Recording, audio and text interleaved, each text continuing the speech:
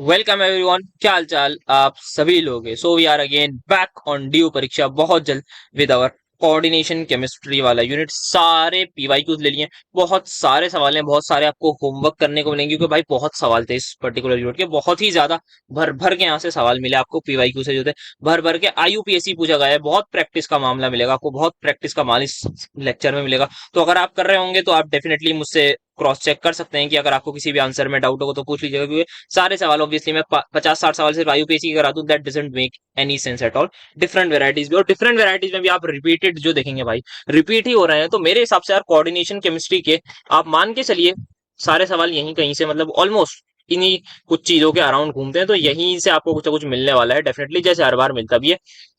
और कुछ बेसिक पे भी गए तो वो तब भी, क्योंकि ये हमारा 12th में भी यूनिट होता है, वहां पर भी हमें ये चीजें बतानी होती है। तो इस बार कोई खास डर नहीं होगा कि बेसिक पे कितना ही जाएंगे, तो जितना भी जाएंगे वो इससे बेसिक पे नहीं जा सकते मेरे हिसाब से। तो अगर आपने लेक्चर देखा है, अभी देख रहे हैं, तो आप लगभग तैयार एकदम वॉरियर की तरह आप एग्जाम देने जा सकते हैं फॉर दिस पर्टिकुलर यूनिट का। बाकी सेकंड यूनिट तो हम टाइम के साथ कर लेंगे। तो आई होप मजा आएगा। आप इस पर्टिकुलर यूनिट में आप बड़े से पढ़ाई कर रहे होंगे, कुछ प्रोडक्टिव कर रहे होंगे, सिर्फ पढ़ाई में ही नहीं लगे होंगे, कुछ लॉन्ग टर्म गोल के लिए भी, मतलब पढ़ाई में इन द सेंस की कुछ सिर्फ कॉलेज से ही नहीं कर रहे होंगे, सोच रहे होंगे करने की, कुछ लॉन्ग टर्म गोल के लिए भी अपने डेफिनेटली वर्क कर रहे होंगे, जो आपको करना चाहिए। वरना आप मतलब कोई खास बहुत अच्छा लाइफ में नहीं कर रहे हैं। आप मान के चलिए अगर आप लॉन्ग टर्म गोल के लिए कुछ नहीं कर रहे हैं, आप सेकंड ईयर आपका पूरा हो चुका है, आप अब भी नहीं कर रहे, तो मतलब आप कुछ, मतलब मैं आपको रियलिटी चेक करूँ, कुछ खास बहुत अच्छा आप लाइफ में नहीं कर रहे हैं। अगर आपके माइंड में वो चीजें नहीं आती कि आपको ये करना है, अगर आपको जरूरत ही नहीं है तो मतलब ठीक है, दैट इज फाइन, मतलब तब सबका अपना अपना। बट अगर आपको पता है कि आपका due to responsibilities, due to family issues आपको जरूर करना है, तो आपको वो चीज करनी चाहिए। ये मैं आपसे एक सजेशन देता हूँ एज योर एल्डर। तो फिर हम स्टार्ट करते हैं अपने फिर लेक्चर को। बाकी कोई भी बात हो तो आप डिस्कस कर ही सकते हैं हमसे टेलीग्राम पर। आईयूपीएससी नेमिंग एंड ये जो फॉर्मूले से हम आईयूपीएससी से स्ट्रक्चर बनाना है, बहुत बार सवाल आया हुआ है। फॉर्मूला लिखने वाला भाई बहुत बार आया हुआ है, इतने ज्यादा सवाल मिल गए, मैं खुद परेशान था कि इतने सवाल बनाए कैसे हैं। हो सकता है सिमिलर हो, बाकी देखेंगे, बट सवाल पक्का आएगा आपके पास। 5 नंबर में आपको आईयूपीएससी बोलेंगे लिखने को, 5 नंबर में आपको फॉर्मूले बोलेंगे, तो 10 नंबर ये पक्के आपके आएंगे। आप मल्टीपल टाइम प्रैक्टिस कर लेंगे तो आप आराम से बना लेंगे। तो आइए सबसे पहले ये बेसिक से सवाल है, इनको आप जल्दी से एक बार सॉल्व करिएगा। तो यहाँ पर बच्चा बच्चा बता देगा कि जब भी हम कॉम्प्लेक्स का नाम लिखते हैं तो या तो सबसे पहले हमेशा केटायन का नाम लिखते हैं। तो यहाँ पर केटायन क्या है, ये पूरा का पूरा एक कॉम्प्लेक्स है। अब हमें कॉम्प्लेक्स का नाम कैसे लिखना है, सबसे पहले हम क्या लिखेंगे, लीगेंड का नाम। लीगेंड यहाँ पर कौन सा है सर, सिर्फ एक ही है, दैट इज अमोनिया। अमोनिया के लिए क्या नाम यूज करते हैं हम, एमीन। कितने हैं, 6। तो सबसे पहला वर्ड हमारा आ जाएगा हेक्सामीन। जो बच्चा ये बिना वन शॉट के देख रहा है, ऐसे मुंह उठा के प्लीज ना देखें, सीख के आ जाए, बहुत आसानी से सवाल करेंगे। मतलब आईयूपीएससी का ही पार्ट देख के ये सवाल लगा लें, अगर आपने नहीं देखा बहुत बढ़िया आप सवाल बना जाएंगे। और आपकी जो है वो 10 नंबर जेब के अंदर वाला हिसाब किताब है, तो 10 नंबर और श्योर शॉट पक्का है 10 नंबर आपके आएंगे। 10 में से आप 8 मान के चलिए कि 8 तो आपको मिल जाएंगे। तो जिन बच्चों की हालत खराब है, जिनको ये नहीं आता, उनका मतलब मैं मान के चल रहा हूँ हालत बहुत खराब है, तो बेटा ये तो देख ही लो। हेक्सामीन हम यहाँ पर लिख दिया, ठीक है। अब हमारे पास क्या है, यहाँ पर कोबाल्ट है, तो हेक्सामीन यहाँ पर आ गया कोबाल्ट। नाउ सबसे पहले एक इंपॉर्टेंट चीज हमें निकालनी होती है ऑक्सीडेशन स्टेट। यहाँ पर आप देख सकते हैं अमोनिया का कॉन्ट्रीब्यूशन 0 न्यूट्रल है, यहाँ पर इसका -3, तो डायरेक्टली मैं यहाँ पर इसका +3 लिख रहा हूँ। तो कोबाल्ट की ऑक्सीडेशन स्टेट यहाँ पर मेरे पास आ जाएगी रोमन न्यूमरल में, एज आई थिंक लिखते हैं, तो hexa amine cobalt, and last में मैं लिख दूंगा क्लोराइड। आई होप सो आपको बेहतरीन तरीके से समझ में आया होगा। बाकी कोई भी डाउट आए तो आप लोग बता दीजिए, हो सकता है मुझसे भी कुछ गलती हो जाए। अब जल्दी से यहाँ पर देखूँ तो यहाँ पर मेरे पास सिर्फ और सिर्फ कॉम्प्लेक्स ही है। यहाँ पर सबसे पहले ऑक्सीडेशन स्टेट निकालू, इसका कॉन्ट्रीब्यूशन 0, इसका 0, इसका -1, और क्योंकि 2 है तो -2 हो जाएगा टोटल, तो इस पर आ जाएगा +2, तो ठीक है निकालिए। अब यहाँ पर इसका मैं नाम लिखने जाऊंगा कैसे, यहाँ पर ये है एमीन, ये है एक्वा, ये है ब्रोमाइड, तो अल्फाबेटिकली में जाऊंगा। एमीन पहले आता है या एक्वा, सर MnOPQ, तो सर आपका एमीन आएगा, तो एक ही एमीन है मेरे पास, तो मैं सिंपली लिख दूंगा यहाँ पर एमीन। फिर क्या है मेरे पास, फिर यहाँ पर एमीन के बाद I have is aqua, amine aqua. फिर क्या है मेरे पास, डायब्रोमो या डायब्रोमीडो। फिर क्या है, कॉपर। ऑक्सीडेशन स्टेट टू खत्म। आई होप सो आप समझ पा रहे हो, बहुत आसान है। अब मैं यहाँ पर इसका नाम तो ऑब्वियसली नहीं लिखने वाला, कितने सारों का लिखूं। तो यहाँ देख सकते हैं आप, मैं डायरेक्टली आपको बताता हूँ, ये 0, ये 0, ये -1, यहाँ पर ये भी लोग हैं, ये क्या हो जाएंगे, ये नाइट्रेट का -1 होता है, 2 नाइट्रेट -2, ये total net negative charge -3, net positive आ जाएगा +3। तो इसका नाम कैसे लिखेंगे सर, सबसे पहले बाहर आप नाइट्रेट लिख देंगे, क्योंकि एनायन है तो वहां पर आप नाइट्रेट एज इट इज लिखेंगे। अब इसका हमें नाम लिखना होगा, तो यहाँ पर सबसे पहले क्या है, एक्वा है, एमीन है, वही सेम ऊपर वाले हैं, तो यहाँ पर सबसे पहले मेरा आ जाएगा एमीन का नाम पहले, क्योंकि सबसे पहले अल्फाबेटिकली वो आ रहा है। तो tetra ammine aqua bromido cobalt three nitrate खत्म। आई होप सो आप समझ पा रहे होंगे, ज्यादा इसमें दिमाग लगाने की जरूरत नहीं है। अब यहाँ पर आते हैं। सो यहाँ पर क्या है हमारे पास, देखते हैं सबसे पहले डाइक्लोरोबिस, ठीक है, इथेन डायमीन है और आपका प्लेटिनम नाइट्रेट। तो हमें पता है यहाँ पर प्लेटिनम का कॉम्प्लेक्स है, तो सबसे पहले मैं पीटी लिख के डब्बा बना देता हूँ। पीटी लिख के डब्बा बना दिया। अब मेरे पास क्या है, क्लोरिडो, डाइक्लोरिडो मतलब दो क्लोरीन है, ठीक है। फिर क्या है, दो इथेन डायमीन मतलब मेरे पास क्या है, EN2 खत्म। फिर क्या है मेरे पास नाइट्रेट है, तो मैंने बाहर लगा दिया NO3। बस यहाँ पर एक बात का ध्यान रखिएगा, क्या ये आपने सही बनाया है या नहीं, आपको चेक करना पड़ेगा बाय दी ऑक्सीडेशन स्टेट। साहब इस बात का ध्यान रखिएगा। तो प्लेटिनम इन लोगों ने खुद ही बोला है कि ये प्लस चार्ज है, मानते हैं इस बात को, प्लस चार्ज। और इस पर क्या चार्ज आएगा, नेट -2 आ जाएगा, ठीक है। अभी इसको बुलाइए, नाइट्रेट को मत देखिएगा। इस पर मैं सिर्फ कैटायनिक कॉम्प्लेक्स की बात कर रहा हूँ, कैटायन पर प्लस चार्ज और इसका कॉन्ट्रीब्यूशन 0। तो नेट चार्ज, ध्यान से सुनना, net charge on the cationic complex क्या होगा सर, वो आएगा +2। बहुत बढ़िया।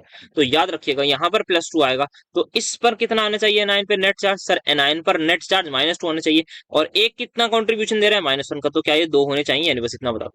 ये नहीं समझ आ रहा तो ये देखो, यहाँ पर ये कैटायन है आपका, इसका क्या चार्ज क्या है, +2।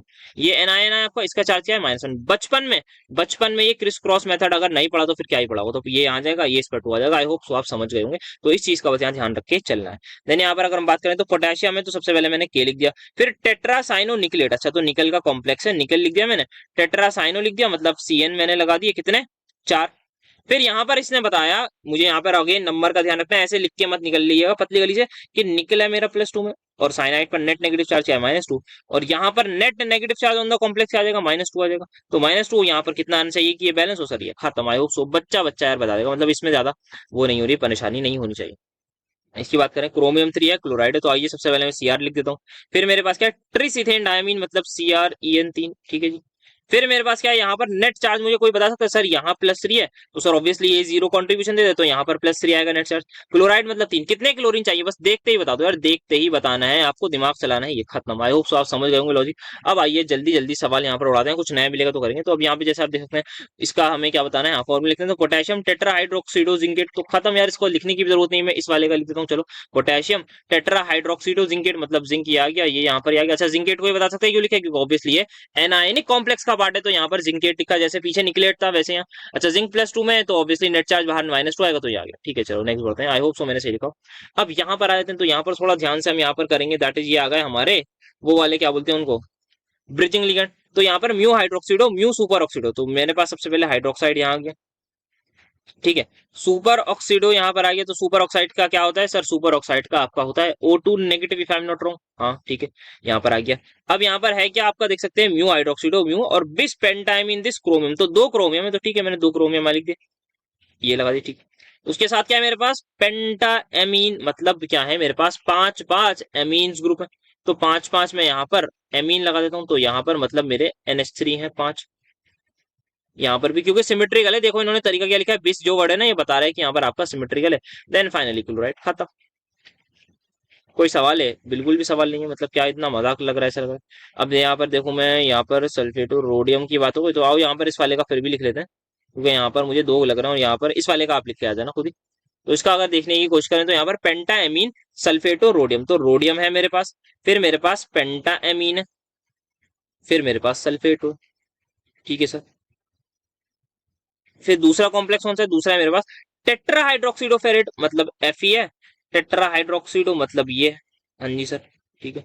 आओ जरा चार्ज देखें, तो रोडियम पर है +3, इस पर होगा -2, तो बाहर कितना आना चाहिए सर जी, +1, बहुत प्यारा। अब यहाँ पर आओ जरा, अब यहाँ पर देखो -4, इस पर कितना दे रखा है इन्होंने, +2, तो बाहर कितना आएगा सर जी, -2। क्या मुझे आप बता सकते हो, मेरे पास अगर एक एनायनिक कॉम्प्लेक्स है, तो मुझे कितने कैटायनिक चाहिए सर, 2 चाहिए, बहुत बढ़िया। आई होप सो मैंने एक बार देख लूं, मैं चेक कर लूं। पेंटाइमीन सल्फेटो, ठीक है सल्फेटो, रोडियम तो 3 -2 +1, ठीक है जी। टेट्रा हाइड्रोक्सीडो फेरेट आयरन 2+, ठीक है बढ़िया। यहाँ पर तो आई होप सो आप इस चीज को समझ जाइएगा कि यहाँ पर आप लोग सिर्फ अगर आप ऐसे लिख के आ गए, तो आपका काम तमाम, आपकी फील्डिंग सेट है, आपको यहाँ 2 जरूर लगाना है नीचे, बढ़िया तरीके से समझ के। ऑक्सीडेशन स्टेट बतानी है यार, ये मतलब कौन पूछता है ये सवाल, ये क्यों ही पूछा इन लोगों ने। यहाँ -1 ये आ जाएगा आपका +3, मैं डायरेक्टली लिख रहा हूँ यहाँ पर ऑक्सीडेशन सेंट्रल मेटल की बतानी है, हाँ ठीक है। तो यहाँ पर आप +4, यहाँ पर -6, तो यहाँ +2, फिर यहाँ पर -2, यहाँ पर 0, यहाँ पर 0, यहाँ -1 और यहाँ जाएगा +3, खत्म, बढ़िया।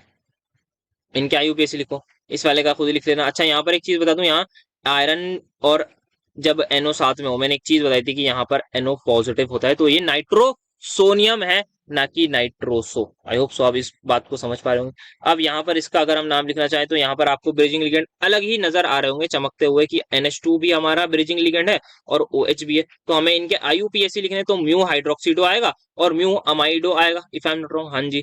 फिर यहाँ पर क्या है, सिमेट्रिकल है? नहीं सर, सिमेट्रिकल नहीं, तो उसी के अकॉर्डिंग हम लिख देंगे। सो यहाँ पर we can write it like this, जैसे आपको याद होगा mu hydroxido mu super oxido, वैसे हम यहाँ पर लिखेंगे। यहाँ पर मैं लिखता आऊंगा यहाँ पर, क्योंकि मैं पीछे से लिखता आऊंगा क्योंकि सिमेट्रिकल वाला नहीं है। सो यहाँ पर मैं लिखूंगा कितने मेरे पास है, 20 इथाइलिन डायमीन, 20 इथेन 1 वही लिखूंगा। ये मैं इसको पूरा लिख रहा डायमीन, ठीक है। फिर उसके बाद क्या आ जाएगा, कोबाल्ट। उसकी ऑक्सीडेशन स्टेट निकाल लेता हूँ पहले मैं। तो हाँ, इसका -1, इसका -1, इसका माइनस का 2 होता है एक पे, तो -4। तो ये आ जाएगा, ये +3, ये +3, ठीक है। कोबाल्ट का +3 है। ये ऑक्सीडेशन स्टेट का मत पूछ लेना कोई मतलब यार, फिर आपने लेक्चर क्या देखा, आपने क्या पढ़ाई करी, अगर आपको ऑक्सीडेशन स्टेट निकालने में परेशानी हो रही है। आप बैठ के अगर 2x -1 -1 -4 = 0 कर रहे हो, तो मतलब फिर क्या ही बोलूंगा मैं, मतलब आप देखो तो कोर्स कौन सा कर रहे हो, केमिस्ट्री ऑनर्स। तो ये आ गया आपका कोबाल्ट 3, ठीक है। 20 इथेन कोबाल्ट 3। फिर यहाँ पर हम लिखेंगे यहाँ पर म्यू अमाइडो या हाइड्रोक्सीडो, सर म्यू अमाइडो पहले आएगा, म्यू अमाइडो, फिर म्यू हाइड्रोक्सीडो, क्योंकि हाइड्रोक्सीड साइड बाद में। फिर हम क्या लिखेंगे सर, फिर आप लिखेंगे अगेन आ जाएगा आपका वही, दैट इज डाई 20, यहाँ पे दो थे, हाँ 20 इथाइलिन डायमीन। फिर आपका आ जाएगा डाई सल्फेटो एंड इवेंचुअली आपका कोबाल्ट 3। आई होप तो समझ गए होंगे, आसान था, कोई ज्यादा रॉकेट साइंस वगैरह नहीं थी, बहुत सिंपल सही था। बस आपको ये हाँ याद रख के चलिएगा, एक आपका ये वाला पक्का आएगा जिसमें आपका जो है वो म्यू वाला, that is bridging ligand use होगा, एक पक्का आपके पेपर में आने वाला है। एक IUPAC बोलेगा वो लिखवाने को, एक हो सकता है 2 भी कर दे, और एक या 2 आपसे फॉर्मूला लगेगा। तो ये पक्का एक एक 2 सवाल आएगा, तो जो यही कहीं ना कहीं डिफरेंशिएटिंग फैक्टर होगा, कौन बच्चा 10 में से 10 ला रहा है, कौन बच्चा 10 में से 8 लाएगा इन सवालों में। अब यहाँ पर अगर इसकी वाले की बात करें, अच्छा अच्छा, ये देखिए मैं स्लाइड ले आया हूँ। यहाँ पर आप देख सकते हैं, ये 4-5 एग्जाम्पल है, अगर ये आपको आते हैं तो लगभग आप सब कुछ ऑलमोस्ट आप सारे सवाल बना ले जाएंगे। इनको एक बार आप बस एक बार देख लीजिएगा, नजर मार लीजिएगा, बहुत आसान तरीके से आप यहाँ पर ले जाएंगे। और कुछ इन्होंने पीछे हमने करा है क्या, ब्रिजिंग वाला ये करा है ना मैंने, आप ये सुपर ऑक्सीडो, ठीक है। तो यहीं पर आप देख सकते हैं, ये यहाँ पर लिखा हुआ है, यही वाला था क्या ये अलग था, म्यू हाइड्रोक्सीडो इसी टाइप का था। तो हाँ, अगर आपको ये वाले सवाल आते हैं जो हमने करे हैं, तो आप लगभग सारे के सारे बना ले जाएंगे आराम से। फिलहाल हम यहाँ पर आते हैं। आपको एक चीज याद होगी, मैंने डायरेक्टली एक चीज बताई थी याद करने को, पीटी पीटी जब भी कोऑर्डिनेशन नंबर 4 में हो, ऑक्सीडेशन स्टेट +2। पीटी जब भी कोऑर्डिनेशन नंबर 6 में हो, ऑक्सीडेशन +4। आंख बंद करके अगर आपको वो लॉजिक याद है, तो आप यहाँ पर आराम से सवाल बना लेगा, आप समझ लीजिए। यहाँ +4 आएगा, यहाँ पर आ जाएगा आपका +2, खत्म। बचा ही क्या साहब, आप लिखेंगे यहाँ पर टेट्राएमीन डाइक्लोरिडो प्लैटिनम 4, फिर टेट्राक्लोरिडो प्लैटिनेट, इस बात का याद रखिएगा, खत्म। यहाँ पर पिरिडीन है, ये मुझे बताने की जरूरत है। यहाँ पर निकल किस में आ जाएगा आपका, ये -1, पिरिडीन न्यूट्रल होता है, तो यहाँ निकल +1 में। आई होप सो मैंने सही करा हो, आई डोंट थिंक कुछ गलती हुई है, तो यहाँ आप देख लीजिएगा, ठीक है। देन यहाँ पर अगर आप फर्दर आगे आना चाहें, तो यहाँ पर हम एक और चीज ये देख सकते हैं कि हमें फॉर्मूलाज लिखने हैं। तो यहाँ पर अमोनियम, ओके, टेट्राक्लोरिडो, तो अमोनियम अगर इन्होंने बोला है तो मेरे हिसाब से NH4 होगा। काफी नया सा कॉम्प, वैसे कभी देखा नहीं मैंने इसको, बट आया तो देख लेते हैं। प्लेटिनम मतलब PT आ गया, टेट्राक्लोरिडो मतलब Cl4, और ये 2 में है, तो यहाँ +2, यहाँ पर आ जाएगा, मेरे हिसाब से ये बन जाएगा, खत्म। पोटेशियम कार्बोनाइल टेट्रासाइनिडो, ठीक है। तो पोटेशियम लिख देते हैं सबसे पहले। कॉम्प्लेक्स के अंदर क्या है, आयरन है, ठीक है। आयोडीन भी है, ठीक है, एक आयोडीन लिख दिया। और क्या है, कार्बोनाइल है, मतलब CO लिख दिया, ठीक है जी। देन वी हैव इज टेट्रासाइनिडो, तो टेट्रासाइनिडो यहाँ पर हमने टेट्रासाइनाइड लिख दिया, ठीक है। C ही होता है यहाँ पर डोनर एटम, तो दैट्स यहाँ C लिख रहा हूँ। अगर हमारा N लिखते तो मेरा NC लिखना पड़ता, ठीक है। या थायोसाइनिडो लिख देता हूँ, टेट्रासाइनिडो बोल दिया, कार्बोनाइल लिख दिया। तो ऑक्सीडेशन स्टेट यहाँ क्या है, +3, निकालो ना जरा बेटा चार्ज, यहाँ +3, यहाँ -1, यहाँ -4, तो -4, यहाँ पर नेट चार्ज -2, तो यहाँ K2 आ जाएगा, खत्म। आई होप सो आप समझ पा रहे हो, ये बहुत आसान सवाल है, इसको मैं नहीं करा रहा, इसको आप लोग देख लीजिएगा। तो ये ले आया था। अब यहाँ पर यार इनके IUPAC नेम आप लोग आराम से लिख सकते हैं, इनको तो मैं यूं हवा हवा में आप सभी के सामने बता ही देता हूँ। अच्छा एक सेकेंड, अच्छा ठीक है ठीक है। तो just have a look at this particular thing कि ये क्या है, सर आप बताएंगे ना क्या है। तो यहाँ पर ये है हमारा एक इथाइलिन डायमीन, एक क्लोरिडो, एक अमीन है, तो क्या आएगा, diamine chlorido, sorry ethylene diamine नहीं, ये मिथाइल अमीन होगा, if I am not wrong, methyl amine, हाँ मिथाइल अमीन है ना, हाँ ठीक है, मिथाइल अमीन। और बाकी इसका लिगेंड का नाम यार मतलब ऐसा मेंशन है नहीं, काफी कम पूछा गया है, CH3NH2। आई होप सो इसका नाम मिथाइल एमीन ही हो, मेरे हिसाब से मिथाइल एमीन होगा, तो उसको इस बार एक आप चेक कर लीजिएगा। क्योंकि ये दिखा तो नहीं था जिंदगी में, मेरी जिंदगी में। मिथाइल अमीन, आई होप सो यही होगा, बाकी मतलब शायद हो सकता है टीचर को भी ना पता। मिथाइल अमीन क्लोरिडो प्लेटिनम, आप सभी को पता है। यहाँ पर आप कोऑर्डिनेशन नंबर देख के बता देंगे, वैसे भी आप चेक कर सकते हैं, -1 या +2 खत्म। अब यहाँ पर आएंगे तो यहाँ पर आपको दिख रहा होगा, हाई सर ये क्या आ गया, तो बेटा ये आपका सिंपल सा ब्रिजिंग लिएजेंट लगी लाए अलग से। KNH2 पे ब्रैकेट बना हुआ है, CR यहाँ भी है, CR यहाँ भी है, तो देखते ही पता लग रहा है कि ये कहीं ना कहीं ब्रिजिंग वाले का केस है। तो यहाँ पर आप सिंपली आप लिखेंगे, अगेन यहाँ पर आएंगे तो यहाँ पर आप लिखेंगे पेंटामीन सबसे पहले, ठीक है जी। फिर आप लिखेंगे क्रोमियम, क्रोमियम की आप ऑक्सीडेशन स्टेट पूरी लिखेंगे, तो ऑक्सीडेशन स्टेट अगर निकालना चाहें तो -1 -5 तो +3 आ रही है, खत्म। +3 मतलब ऐसे लिखेंगे, ठीक है जी। Then what you guys can write, ये लिख दिया। फिर आप बताएंगे कौन सा है, तो म्यू अमाइडो, बस एक ही है क्योंकि यहाँ पर, तो फिर आप अगेन शुरू हो जाएंगे यहाँ पर एक्वा, या नहीं सॉरी, आप पहले टेट्राएमी लिखेंगे, फिर एक्वा, फिर अगेन क्रोमियम लिखेंगे, और फिर लास्ट में क्लोराइड लिख देंगे, खत्म। अब यहाँ पर आइए जरा इस वाले का, हाँ थोड़ा सा ध्यान रखिएगा यार, यहाँ पर ऑक्सीडेशन स्टेट का थोड़ा सा गेम हो सकता है, तो इसको ध्यान रखिएगा। तो यहाँ पर मैं देखूं, इसकी वजह से नेट चार्ज है मेरा -6, ठीक है जी। एंड यहाँ पर मैं देखूं, इसकी वजह से मेरा जो चार्ज है वो मुझे पता नहीं, ठीक है। सो यहाँ पर अगर मैं बात करूं, यहाँ एक बहुत सिंपली चीज इन्होंने ये रखी है कि आपको कॉम्प्लेक्स, जो भी बच्चा थोड़ा समझदार होगा वो मुझे इतना बता सकता है कि ये जो पर्टिकुलर कॉम्प्लेक्स है ये ऐसा है, और दूसरा वाला जो पर्टिकुलर कॉम्प्लेक्स है वो कुछ ऐसा है। क्या इस बात से सभी लोग अग्री करते हैं या नहीं? हाँ सर, यहाँ तो क्रिस क्रॉस मेथड है। अब कुछ लोग जिनमें ज्यादा दिमाग है वो एक पॉसिबिलिटी ये सोचते हैं, सर जरूरी नहीं है ये हो, सर ये भी तो पॉसिबल है कि यहाँ +4 हो और यहाँ -6 हो। बेटा बहुत बढ़िया, आपने अगर ये सोचा है मतलब आपका दिमाग चल रहा है, मतलब बढ़िया आपने सोचा है।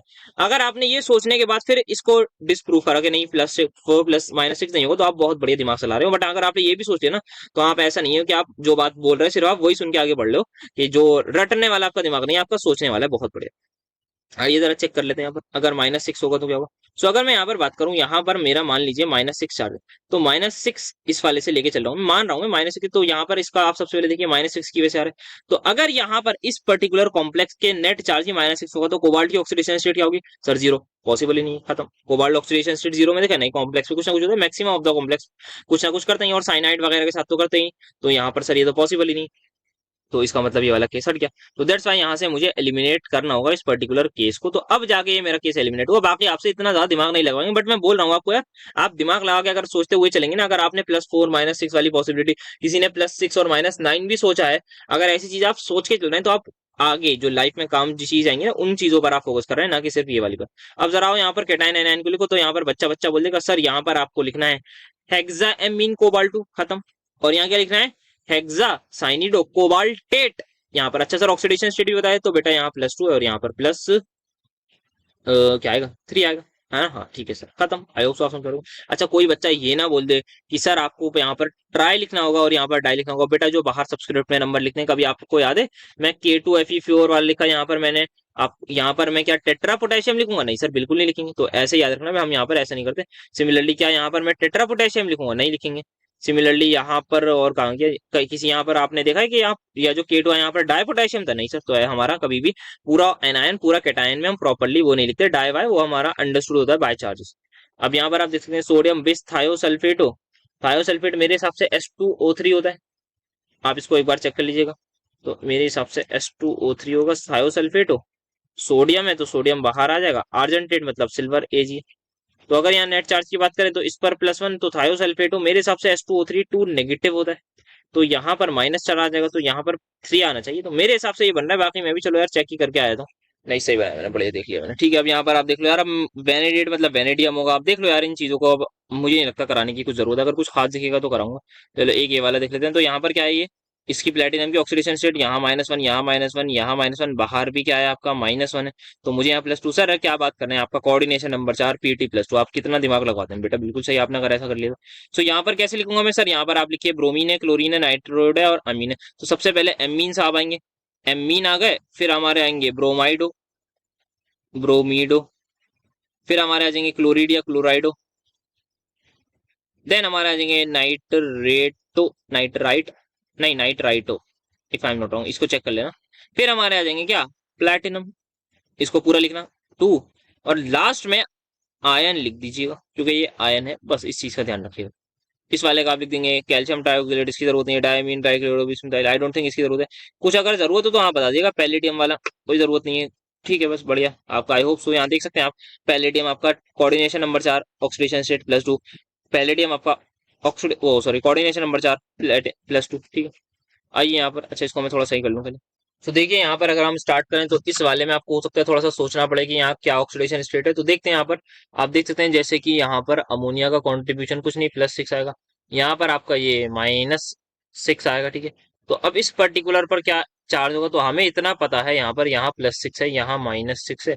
एक पॉसिबिलिटी हमारे पास जो ओवरऑल मुझे पॉसिबिलिटी होती हुई नजर आ रही है वो ये है कि, एक सेकंड सॉरी जी, एक गलती कर दी मैंने, सबसे पहले इसको मैं जीरो करूँ, ये जीरो होगा सॉरी।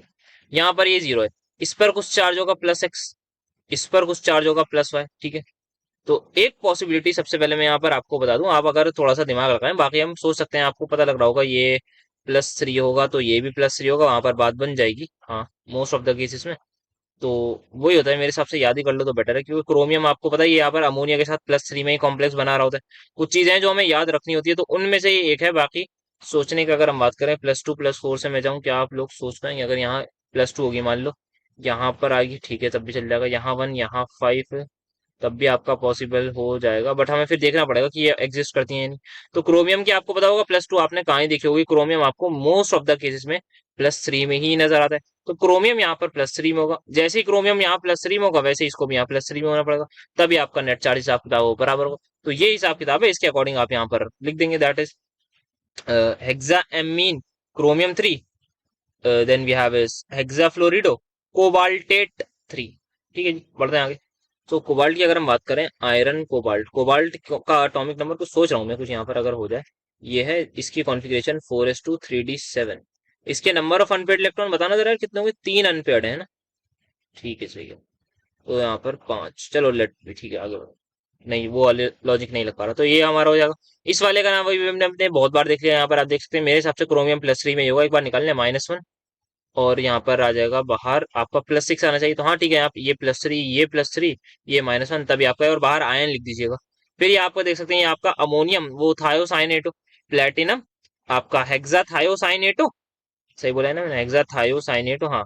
एन प्लेटिनेट लिखना है, सॉरी प्लेटिनम बोला है मैंने, प्लेटिनेट। फिर यहाँ पर आपका हो जाएगा ये आपका फेरेट आ जाएगा, यहाँ ट्राइऑक्सालेटो फेरेट, उसकी ऑक्सीडेशन स्टेट मेरे हिसाब से +3 होगी, देख लीजिएगा।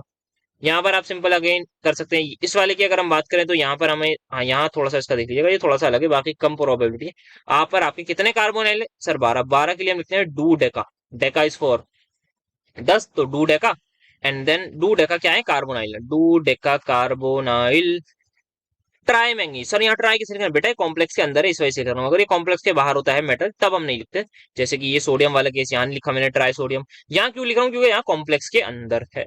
देन वी हैव यहाँ पर ये अगेन सिंपल से बच्चों वाले सवाल, ये आप सभी लोग ने देख लिए होंगे। यहाँ पर भी आई डोंट थिंक मुझे कुछ बताने की जरूरत है, सब कुछ यहाँ पर सिमिलर सिमिलर सही है, तो आराम से आप लोग बना ले जाएंगे इन सवालों को। यहाँ पर अगर हम देखें, ये भी सही, ये भी ठीक है, देख रखा है। वही कोबाल्ट +3 वाला, ये क्रोमियम और कोबाल्ट और वो वाला। और यहाँ पर ये आपका वो आ जाएगा ब्रिजिंग लिगेंड वाला। तो यहाँ पर आप चाहें तो थोड़ा सा आपका बेटर रहेगा, आप एक ही बारी में ले जाएं, दैट इज सिमेट्रिकल है, तो आप डायरेक्टली म्यू क्लोरिडो मतलब बिस कर दीजिएगा पहले, एंड देन आप वहां पर लिख दीजिएगा। तो यहाँ पर म्यू क्लोरिडो आ जाएगा, then you can write ammonia की जगह यहाँ पर what do you call it, ये वाला मैं सिमेट्रिकल वाला दिखा देता हूँ ना एक बार, स्लाइड थी ना, हाँ ये रही। सो सिमेट्रिकल सिमेट्रिकल प्लीज मिल जाए, प्लीज मिल जाए। सिमेट्रिकल ये है क्या, नहीं ये भी नहीं है, ये भी नहीं है यार, एक आध तो होना चाहिए था सिमेट्रिकल, लेकिन नहीं आया क्या मैं, सिमेट्रिकल कराए तो थे मैंने क्लास में, हाँ ये तो रहा। अच्छा यहाँ पर आप लिख सकते हैं डायरेक्टली म्यू अमाइडो बिस लिख देंगे, तो वहां पर आप लिख दीजिएगा म्यू के साथ, कौन सा वाला केस था, वॉज इट द केस, हाँ म्यू क्लोरिडो, या I think die mu chlorido आ जाएगा। म्यू क्लोरिडो आप दो बार भी लिख देंगे तब भी गलत नहीं होगा। फिर आप लिख देंगे बिस, आपका आ जाएगा डायमीन प्लैटिनम, ऑक्सीडेशन स्टेट लिख दीजिएगा, एंड देन लास्ट में फ्लोराइड, ठीक, सिंपल है। अब यहाँ पर ये बात करें आइसोमेरिज्म को, तो आईयूपीएससी के और भी सवाल आपको आगे मिलेंगे, आप उनका स्क्रीनशॉट लेके सबकी प्रैक्टिस करते जाइएगा, कोई डाउट हो तो टेलीग्राम पर पूछ लीजिएगा, लगभग लगभग सिमिलर होंगे। कुछ अगर लगेगा मुझे, हाँ कुछ बच्चे ने डाउट पूछा और मुझसे मिस हो गया कि यार ये तो बढ़िया सवाल है, तो डेफिनेटली मैं किसी वीडियो में उसको इंटीग्रेट कर दूंगा, इनकॉर्पोरेट कर दूंगा उसी में, तो वहां से आप देख लीजिएगा। अब यहाँ पर अगर हम बात करें आइसोमेरिज्म के बारे में हमें बताना है, तो भाई बच्चा बच्चा बता देगा। यहाँ पर आप सबसे पहले ये देखिए, compound give one method to distinguish between them. तो यहाँ अगर हम बात करें इनके आइसोमेरिज्म की, इंडिकेट हमें बताना है कि ये कौन सा आइसोमेरिज्म एग्जिबिट करता है, ये फॉलोइंग पेयर।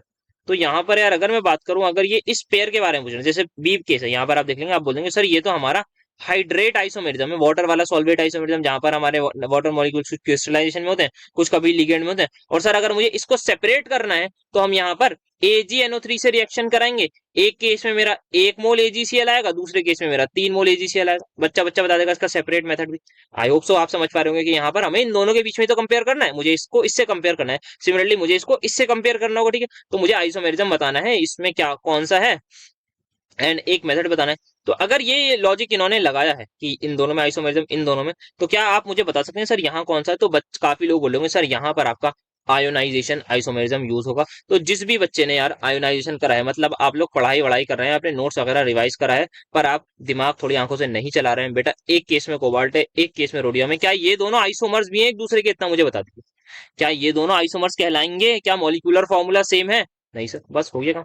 तो ये आइसोमर्स ही नहीं है। तो अगर इन्होंने ये लॉजिक लगाकर ये क्वेश्चन को करा है तो भाई ये आइसोमर्स ही नहीं है, तो हम कुछ कर ही नहीं सकते। हाँ, अगर ये यहाँ पर कोबाल्ट लिख देते तब ये आइसोमर होते, तब हम बताते कि हाँ वी कैन सेपरेट देम। हम यहाँ पर रिएक्शन करा सकते हैं, किसी एक की बेरियम क्लोराइड के साथ करा देंगे या बेरियम के कंपाउंड के साथ, तो एक जगह बेरियम सल्फेट का व्हाइट पीपीटी बन जाएगा, तो हमें पता लग जाएगा कि वहां सल्फेट है मानेंगे। तब हमारे ये बोलते हैं कि हाँ ये हमारे आयोनाइजेशन आइसोमर्स है। बट अभी क्या मैं इसको कुछ बोल सकता हूँ क्या? इस पर्टिकुलर कंडीशन में मैं कुछ बोल सकता हूँ? नो सर, आप कुछ नहीं बोल सकते, क्योंकि ये अभी आइसोमर्स नहीं है। तो मेरे हिसाब से शायद ये कंफ्यूज करने के लिए, और ये बोर्ड्स में भी, मतलब 2023 की बात है, बोर्ड से प्री बोर्ड्स में ऐसा सवाल आया था जहां पर वो आइसोमर्स नहीं थे, और ऐसा ही कुछ सवाल आ गया था और पूछ लिया गया था कि आप बताइए इनको कैसे, कौन से आइसोमर्स है। तो इनके बीच में आइसोमरिज्म एग्जिस्ट ही नहीं करता, बिकॉज ऑब्वियसली आइसोमर्स नहीं है। आप देख सकते हैं मॉलिक्यूलर फॉर्मूला अलग है। तो ऐसे सवालों को भी दिमाग रखिएगा, आंखें खोल के रखिएगा, आपको कुछ ना कुछ टकराए जा सकते हैं। तो ये था अभी IUPAC तक का। अब आगे जो सवाल आएंगे वो देखते हैं, करते हैं, लगातार आएंगे अलग अलग टॉपिक से। अब यहाँ पर दूसरी वैरायटी को यहाँ पर स्टार्ट करते हैं। So we have is chromium 2+ का ऑक्टाहेड्रल कॉम्प्लेक्स। इन्होंने बोला है स्ट्रॉन्ग और वीक फील्ड लिगेंड में हमें ये सब करना है। तो सबसे पहले क्रोमियम 3+2+ के बारे में अगर हम बात करना चाहें, सो दैट विल बी, अगर मैं खाली क्रोमियम की ही बात करूं, सो it is 4s1 3d5, very important. यहाँ पर ये कॉन्फ़िगरेशन होती है। 2+ में क्या होगा? 3d4, ठीक है जी। आइए देखते हैं। तो एक सेक्शन बना लेते हैं WFL का, एक बना लेते हैं SFL का। सबसे पहले what we have to write, अगर मैं एग्जाम में कर रहा हूँ तो मैं सबसे पहले तो वैसे सेक्शन नहीं बनाऊंगा, मैं अपने कॉपी में स्पेस होगा तो एक वीक फील्ड लिगेंड एक स्ट्रॉन्ग के लिए बना दूंगा, सबसे पहले स्ट्रॉन्ग का करूंगा। तो जब भी आप करें तो मेरे हिसाब से better to do in this manner, आप जरूर ये T2G और EG ऐसे बनाइएगा, ताकि जो है वो थोड़ी सी प्रेजेंटेशन अच्छी हो और आप जो है वो थोड़ा सा ज्यादा स्पेस ऑक्यूपाई करें। अब अगर मैं बात करूं यहाँ वीक फील्ड लिगेंड के बारे में, मेरी कॉन्फ़िगरेशन क्या है? D4 लिखूंगा। यहाँ भी क्या है? D4 कॉन्फ़िगरेशन इज ऑब्वियसली से। सो यहाँ पर वीक फील्ड लिगेंड के केस में हमने पहला इलेक्ट्रॉन फिल करा, दूसरा करा, तीसरा करा, अब चौथा कहाँ जाएगा बताओ? सर क्योंकि ये वीक फील्ड लिगेंड है, क्योंकि हमारा वीक फील्ड लिगेंड है तो स्प्लिटिंग इतनी ज्यादा नहीं होगी, ये यहाँ चला जाएगा। तो हमारी T2G3 और EG1 हुई या नहीं हुई कॉन्फ़िगरेशन? हाँ सर बिल्कुल हो गई। अब इसी के बारे में अगर हम बात करें सर, यहाँ पर आप डायरेक्टली लिख सकते हैं, मतलब आप एग्जाम में पूरा बनाइएगा बेटर रहेगा। यहाँ पे आप T2G4 EG0 लिख सकते हैं, ठीक है सर। नेक्स्ट चीज यहाँ पर number of unpaired electron sir 4, यहाँ पर number of unpaired electron sir यहाँ पर दोगे, बना के देख लीजिएगा। यहाँ पर क्रिस्टल फील्ड स्टेबिलाईजेशन एनर्जी, तो उसकी अगर हम बात करें तो CFSE जो हमारी होती है, दैट इज मेरे पास माइनस ऑफ 0.4 डेल नॉट, इसको मैं मल्टीप्लाई करता हूँ एक्स या number of electron in T2G से, प्लस नीचे वाला, हाँ ठीक है, 0.6 del naught into number of electrons in EG, ठीक है। एंड देन यहाँ पर पेयरिंग वाला फैक्टर हम ऐड करते नहीं, क्योंकि यहाँ पर हमारा जो है वो जबरदस्ती पेयरिंग नहीं करे, बट यहाँ पर हम करते हैं। तो यहाँ पर क्या रहेगा? यहाँ पर भी फॉर्मूला तो सेम रहेगा, पहले मैं इसका निकाल दूं। तो यहाँ पर जल्दी से वैल्यूज करिए सर। यहाँ पर हम देखें एक्स की वैल्यू है 3, एक्स क्या है हमारे पास? ये वाला तो आपको पता है ना, ये ऐसे याद करने का होता है, ये बेरी सेंटर, इससे इतना नीचे जाते हैं तो -0.4 डेल नॉट, इससे ये कितना ऊपर जाता है +0.6 डेल नॉट, तो वही है बस। यहाँ पर अब आपको नंबर ऑफ इलेक्ट्रॉन से मल्टीप्लाई करना है।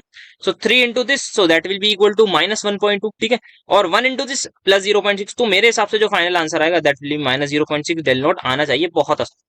अब यहाँ पर n हमारे क्या है? Number of unpaired electron. अब यहाँ पर अगर मैं बात करूँ तो चारों के चारों इलेक्ट्रॉन्स मेरे T2G में, तो EG वाला जो मेरा फैक्टर है मतलब y, वो 0 हो जाएगा, मतलब number of electron in y 0।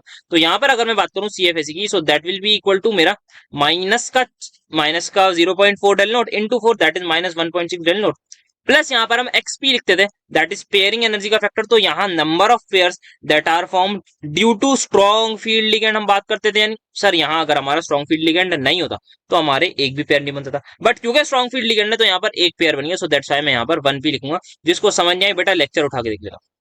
बहुत आसान है ये, हमने बहुत डिटेल में बात करती है और इसको इंपॉर्टेंट बात भी करती है, डिफरेंस भी बताया। तो अब आते हैं नेक्स्ट सवाल पर। तो ये साहब है डायमैग्नेटिक और ये है पैरामैग्नेटिक। सर ये कैसा सवाल है, मतलब इससे ज्यादा आसान सवाल शायद ही मिले। ये +2 है, ये +3, ठीक है। +2 का मतलब और स्ट्रॉन्ग फील्ड लिगेंड है। सो यहाँ पर हो गया सर, यहाँ पर डेफिनेटली पेयरिंग होगी, तो ये हमारा D6 होगा। वेराज ये मेरा क्या होगा सर, ये D5 होगा। यहाँ पर हम देखें इसकी कॉन्फ़िगरेशन T2G6 होगी, यानी सर इसकी कॉन्फ़िगरेशन T2G5 होगी, यानी तो यहाँ पर नंबर ऑफ अनपेयर्ड इलेक्ट्रॉन एक है, तो खत्म। अरे सर आपने एक बार गलती कर दी कि आपको VBT के थ्रू समझाना था, सॉरी। तो यार आइए देख लेते हैं। तो यहाँ T2G हटा के D6 तो मैं लिख सकता हूँ, हाँ सर बिल्कुल लिख सकते हैं। सो यहाँ पे मैं प्रॉपरली लिखूंगा कि यहाँ पर D6 है, तो मेरा आयरन की कॉन्फ़िगरेशन 3D6 है। मैं यहाँ पर डब्बे बनाऊंगा एक इनिशियली। अब मैं बोल दूंगा बिकॉज साइनाइड क्या है, मेरा एक स्ट्रॉन्ग फील्ड लिगेंड है, जिसकी वजह से मैं बोलूंगा यहाँ पे पेयरिंग होगी। पेयरिंग फिर मैं दिखा दूंगा, यहाँ पर ये पेयरिंग दिखा दी मैंने। और फिर मैं बोलूंगा कि यहाँ पर जो है वो ये मेरा साइनाइड आ गया, ये मेरे साइनाइड के इलेक्ट्रॉन यहाँ गए, फिर यहाँ पे 2 आ गए, फिर यहाँ 2, फिर यहाँ 2, फिर यहाँ 2। सो बेसिकली D2sp3 में बता दूंगा, हो जाएगा। हाँ सर बिल्कुल हो जाएगा। सो बेसिकली दोनों ही केस में मेरा D2sp3 होगा, बट यहाँ पर मैं क्या करूंगा, इस पर्टिकुलर सिनेरियो में मैं ये इलेक्ट्रॉन ये और यहाँ पर ये भर के रुक जाऊंगा। आई होप सो आप समझ चुके होंगे क्या हिसाब किताब रहा है यहाँ पर। और इनमें मैं अगेन साइनाइड के इलेक्ट्रॉन डाल दूंगा, बोलूंगा कि ये देखो आंखों से, ये मेरा अनपेड इलेक्ट्रॉन है, तो जिसकी वजह से ये पैरामैग्नेटिक, खत्म। अब यहाँ पर आते हैं।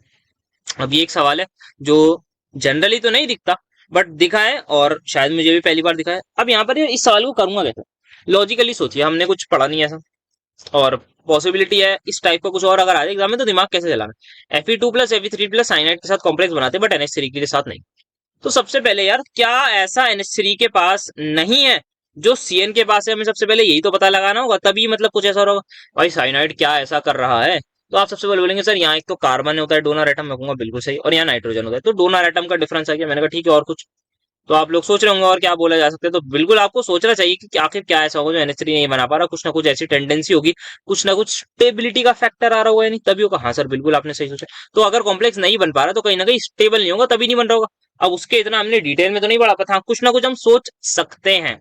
तो उसी सोच को आगे बढ़ाते हुए अब हम किस डायरेक्शन में सोचेंगे वो हमें थोड़ा देखना होगा। तो यहाँ पर एक तो ये बहुत ज्यादा स्ट्रॉन्ग फील्ड लिगेंड होता है। द रीजन इज कि ये मेरा क्या होता है, पाई एक्सेप्टर लिगेंड आए। और यही वर्ड मेरे हिसाब से वो लोग जानना चाह रहे हैं। थोड़ी सी रिसर्च करी तो मुझे पता लगा, इसकी पाई एक्सेप्टर टेंडेंसी की वजह से वेरी स्ट्रॉन्ग फील्ड लिगेंड में आता है। वेराज ये सिर्फ और सिर्फ सिग्मा डोनर है, ये सिग्मा डोनर साथ साथ है पाई एक्सेप्टर के, तो sigma donor plus pi acceptor, this is only sigma donor. तो ये मेरा मॉडरेटली स्ट्रॉन्ग फील्ड लिगेंड है, या बस ठीक ठाक स्ट्रॉन्ग है, कोई खास नहीं, ये बहुत ज्यादा होता है, जिसकी वजह से यहाँ पर आपकी स्प्लिटिंग कम होती है, आपकी CFAC कम होती है, तो ऑब्वियसली आपके जो कॉम्प्लेक्स हैं वो लेस स्टेबल बनेंगे। So that's how you have to explain, अगर इस टाइप का कुछ भी सवाल अटपटा पूछे। नेक्स्ट आते हैं यहाँ पर। सो ये वाला तो बहुत प्यारा सवाल है यार, इससे रिलेटेड हमने देखेंगे। ये आपको एक क्लोराइड आयन दे रहा है, तो बच्चा बच्चा बता देगा सर डब्बे के बाहर एक ही Cl लगाना है। सर जी डब्बे के बाहर एक ही Cl लगाना है, बच्चा कुछ आप अंदर लगा दीजिए, यहाँ Cl2 यहाँ NH3 खत्म जी खत्म। और क्या बताना है सर, आपको ड्रॉ करना है स्ट्रक्चर, तो सर वो तो बहुत आराम से कर सकते हैं, वो तो हमने करा है बहुत बार, कि यहाँ जो प्राइमरी वैलेंसी है उसको कैसे डॉटेड लाइन से दिखाते हैं, सेकेंडरी को नहीं दिखाते। तो सर यहाँ पर आप सबसे पहले ऐसे कुछ करके दिखा दीजिए। ये आपके सारा आ गया सर, ये NH3 यहाँ आ जाएंगे, NH3 आप यहाँ लगा दीजिए, यहाँ NH3 आ गया, यहाँ NH3 आ गया, यहाँ Cl आएगा, यहाँ Cl आएगा। बट सर यहाँ पे क्योंकि Cl हमारी ऑक्सीडेशन स्टेट में भी कंट्रीब्यूट करता है, तो हम डॉटेड लाइन से भी दिखाते हैं, बहुत बढ़िया। और एक Cl को और हमें दिखाने डॉटेड लाइन से, तो वो मैं यहाँ पे दिखा रहा हूँ। तो ये मेरा इसका स्ट्रक्चर बन जाएगा। बढ़ते हैं आगे, आयनाइजेशन आइसोमेरिज्म, जरूरत नहीं कुछ मुझे बताने की। लिंकेज आइसोमेरिज्म जरूरत नहीं है, एक यहाँ वर्ड लिख दूं, एम्बिडेंटेड लिगेंड बहुत इंपॉर्टेंट है, उसके हिसाब से आप समझा दीजिए, ठीक है सर। आयनाइजेशन वही आपके ब्रेक होने के बाद जो थे, जो पीछे एग्जांपल देखा था अभी IUPAC के जस्ट बाद वाले सवाल में। फिर यहाँ पर अगर हमें तो इनकी हाइब्रिडाइजेशन डिस्कस करनी है, और structure on the basis of VBT बोला है, हाँ VBT। तो क्रोमियम 3+ मतलब सर ये D3। सर अगर ये D3 है मतलब हिसाब किताब ये होगा, तो क्या D2sp3 हाइब्रिडाइजेशन हो जाएगी, सर बिल्कुल होगी, क्यों नहीं होगी सर, ये आपकी फिर आप बोल देंगे कि बेहतरीन वाली हमारी D2sp3 हाइब्रिडाइजेशन हो जाएगी, तो ये लोग आपके हाइब्रिडाइज कर जाएंगे और हमारी D2sp3 बन गई, खत्म जी सर, हो गया काम, बिल्कुल बढ़िया। तो D2sp3 अगर हो गया तो क्या बोलूंगा मैं, discuss hybridisation structure of the following. D3 है यहाँ पर, D2sp3 की हाइब्रिडाइजेशन हो गई, क्या बताना था हमें, हाइब्रिडाइजेशन बता दी, स्ट्रक्चर आप बोल देंगे ऑक्टाइटल, खत्म। यहाँ पर आते हैं निकल की बात करें, तो निकल का यहाँ पर जो हिसाब किताब रहेगा, दैट इज मेरे हिसाब से आयरन कोबाल्ट निकल। निकल इज D8 ना, करेक्ट, हाँ सर करेक्ट, सही बोल रहा हूँ मैं। हाँ निकल आयरन कोबाल्ट निकल कॉपर, ठीक है। तो ये 3D8 और 4s2 होता है। हाँ जी सर। अब क्योंकि आप बोलेंगे कि यहाँ पर आपका जो कोबाल्ट है that is pretty much strong field ligand, जो क्या करेगा आपकी पेयरिंग करा देगा इलेक्ट्रॉन्स की। So due to the pairing आपका जो सिनेरियो रहेगा वो आपको याद होना चाहिए, वो आपका 3d10 4s0 हो जाएगा। जो 4s0 के इलेक्ट्रॉन है वो सारे के सारे अंदर आ जाएंगे, तो आपका जो है वो निकल का हिसाब किताब इस प्रकार हो जाएगा। ठीक है जी। और फिर आपकी हाइब्रिडाइजेशन ये आपकी sp3 आप दिखा देंगे तो बेहतरीन तरीके से आप sp3 बोल दीजिएगा और आगे बढ़ जाइएगा अपने घर की तरफ। और शेप सर जी टेट्राहेड्रल। आगे बढ़ते हैं अपने क्वेश्चन की तरफ, घर मत जाइएगा। अब यहाँ पे आगे हमें वर्क करना है इसकी इलेक्ट्रॉनिक कॉन्फ़िगरेशन। सर ये क्या क्वेश्चन है अभी +3 वाला? सर 3d3 लिख दीजिए आप, 4s0 भी लिख दीजिए चाहे तो, ये हो गई कॉन्फ़िगरेशन। फिर हमें हाइब्रिडाइजेशन करनी है। सर हाइब्रिडाइजेशन सर कैसा सवाल है? अगेन ये अभी अभी पीछे करा है, जस्ट सेम है, बस यहाँ पर आपने अमोनिया लिया था, इस बार आपने एक साइनाइड ले लिया है, तो दोनों ही आपके स्ट्रॉन्ग फील्ड लिगेंड है, तो आपके दोनों ही डब्बे खाली, तो यहाँ आपकी जो है वो D2sp3 हो जाएगी। तो ज्योमेट्री सर ये भी कैसा सवाल है? Sir octahedral. Sir magnetic moment की अगर हम बात करें तो उसका फॉर्मूला होता है √n × n+2। अनपेड इलेक्ट्रॉन कितने हैं? 3, तो 3 × 5 तो √15 बोर मैग्नेट्रॉन लिख के आ जाइए। ठीक है सर। सर डिफरेंसेस बताने तो यार, डिफरेंसेस की मैं बात करूं, सबसे मेजर इंपॉर्टेंट डिफरेंस जो जरूर लिख के आइएगा कि जो वीबीटी है ये बोलती है हमारे मेटल और लिगेंड के बीच में होता है कोवेलेंट बॉन्ड, वेरा जो सीएफटी कहती है वो कहती है इलेक्ट्रोस्टैटिक फोर्स ऑफ इंटरेक्शन है, मतलब आयनिक बॉन्ड है। जो इसकी एक लौती बहुत बड़ी लिमिटेशन भी होती है कि इसने ये बोला कि यहाँ पर हमारी जो है वो इलेक्ट्रोस्टैटिक फोर्स ऑफ इंटरेक्शन है, ना कि कोवेलेंट कोऑर्डिनेट बॉन्ड है। तो ये कोवेलेंट कोऑर्डिनेट बोलती थी बट ये नहीं बोलती, सबसे बड़ा डिफरेंस, सबसे बड़ा आपका लिमिटेशन भी हम बोल सकते हैं। देन जो वीबीटी का काम था वो यार ज्यादा ओरिएंटेड था टुवर्ड्स द ज्योमेट्री या हाइब्रिडाइजेशन, शेप एटसेट्रा। यहाँ पर जो हिसाब किताब था यार वो ज्यादा ओरिएंटेड था हमारे कहीं ना कहीं कलर ऑफ द कॉम्प्लेक्स के ऊपर, मैग्नेटिक नेचर के ऊपर, पैरामैग्नेटिक डायमैग्नेटिक के ऊपर। सिमिलरली ये जो था इसने एक्सप्लेन नहीं करा कि स्ट्रॉन्ग फील्ड क्यों है, वीक फील्ड क्यों है, या आखिर कर क्या रहा है, या बेसिकली हमारी जो पेयरिंग है वो क्यों हो रही है। यहाँ पर इसने प्रॉपरली लिगेंड स्ट्रेंथ को एक्सप्लेन करा। ठीक है जी। तो that's how you can right. अच्छा ये मेन बेस हमारी जो थी ये हमारी सिर्फ और सिर्फ ज्योमेट्री शेप पर थी। ये हमारी जो बेस थी वो कहीं ना कहीं आपकी स्प्लिटिंग पर थी, हाँ स्प्लिटिंग ऑफ डी ऑर्बिटल्स पर। तो ये बेस्ड है हमारी स्प्लिटिंग पर, जिसकी वजह से ये काफी कुछ एक्सप्लेन कर पाएगी क्यों पेयरिंग वगैरह होती है, क्यों हमारी डीजनरेसी लूज हो जाती है। तो ये आप लिख सकते हैं। अब स्पेक्ट्रोकेमिकल सीरीज को एक्सप्लेन करें तो यहाँ आप देख सकते हैं, थोड़ा सा मैं ये लिख के लाया हूँ, बाकी ये सीरीज होती है हमारी। सो यहाँ पर आप एक बार इसको क्विकली रीड कर लीजिएगा। ऑर्डर ऑफ ईस्टर्न ये आपका कॉमन होता है, ये आपका अरेंज किया गया है क्रिस्टल फील्ड स्प्लिटिंग पावर से। Then you can read this की स्ट्रॉन्ग फील्ड वीकर, तो कुछ भी लिख के आ जाइएगा, आप बता दीजिएगा। एक सीरीज होती है जिसमें हम लिगेंड्स को अरेंज करते हैं कि वो कितनी ज्यादा स्प्लिटिंग कर रहे हैं, उसके अकॉर्डिंग सीएफटी द्वारा दी गई थी, चाहे तो सीरीज लिख दीजिएगा। ट्रेंड बता दीजिएगा, पहले कार्बन डोनर, फिर नाइट्रोजन डोनर, फिर ऑक्सीजन डोनर, देन बाद में ये बच्चा लोग आते हैं छोटे छोटे। तो ये आप इस तरीके से इसको एक्सप्लेन कर सकते हैं आराम से। डायरेक्टली सिंपल सवाल, किस टाइप का आइसोमेरिज्म होता है? तो पहले वाले में बच्चा बच्चा बता देगा ये आयनाइजेशन। दूसरे वाले में जल्दी से बताओ सर, ये आपका होता है एमिडेंटेड वाला, जिसको हम बोलते हैं linkage isomerism, if I am not wrong. सही बोल रहा हूँ मैं सर? बिल्कुल सही बोलते हैं आप। ठीक है चलो आगे बढ़ते हैं। ये सवाल है यहाँ पर, बहुत बड़ा सा दिख रहा है, क्या है? कॉम्प्लेक्स आयन है, उसकी पेयरिंग एनर्जी दे दी, ठीक है भाई। मैग्नीट्यूड बता दिया, ठीक है जी। कैलकुलेट करनी है CFSE, high and low spin में, ओके। एंड किस स्टेट में कॉम्प्लेक्स एग्जिस्ट करेगा, ठीक है जी। तो सबसे पहले तो CFSE कैलकुलेट करते हैं दोनों स्टेट में। तो आयरन 2+ है मतलब D6 है। तो अगर मैं बात करूं अपने, यहाँ पर खाली पेज नहीं लिया, बताओ कैसा भी है? खाली पेज तो लेता ही यार इंसान, पीछे ही हो जाए। हाँ चलो पीछे जाओ। तो अगर मैं बात करूं आयरन के बारे में, so iron is my D6। और अगर मैं वीक फील्ड लिगेंड के केस में बात करूं, वीक फील्ड लिगेंड जब हम कंसिडर कर रहे हैं H2O को, तो in that particular scenario my configuration would be this only, if I am not wrong. T2G में सारे के सारे हो जाएंगे या नहीं? नहीं सर गलत बोल रहे हैं आपके। T2G में 4 होंगे और EG में 2 होंगे। स्ट्रॉन्ग फील्ड लिगेंड के केस में आपके T2G में 6 के 6 हो जाएंगे। जरा CFS ही निकालना सर। तो बेटा आपकी 0.4 होती है यहाँ पर, 0.4 डेल नोट इसकी, तो यहाँ पे -1.6 और ये आएगा आपका 2। तो मेरे हिसाब से -0.4 डेल नॉट आ रही है। एक बार आप लोग प्लीज चेक कर लीजिएगा, जैसा भी हो अपनी राय मुझे देते जाइएगा। तो मेरे हिसाब से ये जो आ रही है मेरी, दैट इज -4.4 डेल नॉट। इसको मैं निकालने गया तो सर जी यहाँ पर आपके सारे के सारे, तो ये मेरी हो जाएगी -2.4 del naught plus XP, number of pair देखो। तो अब मैं यहाँ पर बात करूं, क्या मुझे कोई बता सकता है कितने पेयर है सर? यहाँ पर अगर हम बात करें, यहाँ पे T2G में 4 आ गए और एक में, तो यहाँ पर मेरा सिर्फ और सिर्फ एक ही पेयर है। देखो ना बेटा, एक ही आ जाएगा, ये बना दो चलो, 1 2 3 4, ठीक है। मेरा यहाँ मैं बात करूं, यहाँ पे ड्यू टू स्ट्रॉन्ग फील्ड, लेकिन कितने एडिशनल पेयर बन गए सर जी? 2 बन गए। तो यहाँ पे क्या 2p लिखो या नहीं सर? बिल्कुल लिखो, आप कैसी बात करो। इसकी वैल्यू जरा निकालें तो 0.4 इंटू डेल नॉट मतलब 10,500। तो 10,500 को हमें यहाँ पर इस इंसान से पूरा मल्टीप्लाई करना है, तो 105 इंटू 4 मेरा 400, ठीक है, ये आ गई मेरी। यहाँ पर बात करें तो यहाँ पर मुझे 1,500 को 10,500 को 24 से मल्टीप्लाई करना है। सो सबसे पहले मेरा उस जीरो से वो जीरो गया, देन मुझे जो मल्टीप्लाई करना होगा 24 को लगभग कुछ 105 से करना होगा। तो 24 को सबसे पहले मैं 105 से मल्टीप्लाई करूंगा, सो आई थिंक ये 25,200, और एक्सपी मतलब 2p पेयरिंग कितनी है 17,600, तो ये हो जाएगी 35,200, एंड इवेंचुअली मेरा आंसर आ जाएगा ये, ठीक है सर। अब हुआ क्या सर? हुआ ये कि हमारी क्रिस्टल फील्ड स्टेबलाइजेशन एनर्जी इसकी आ रही है इतनी, वेरस इसकी आ रही है इतनी।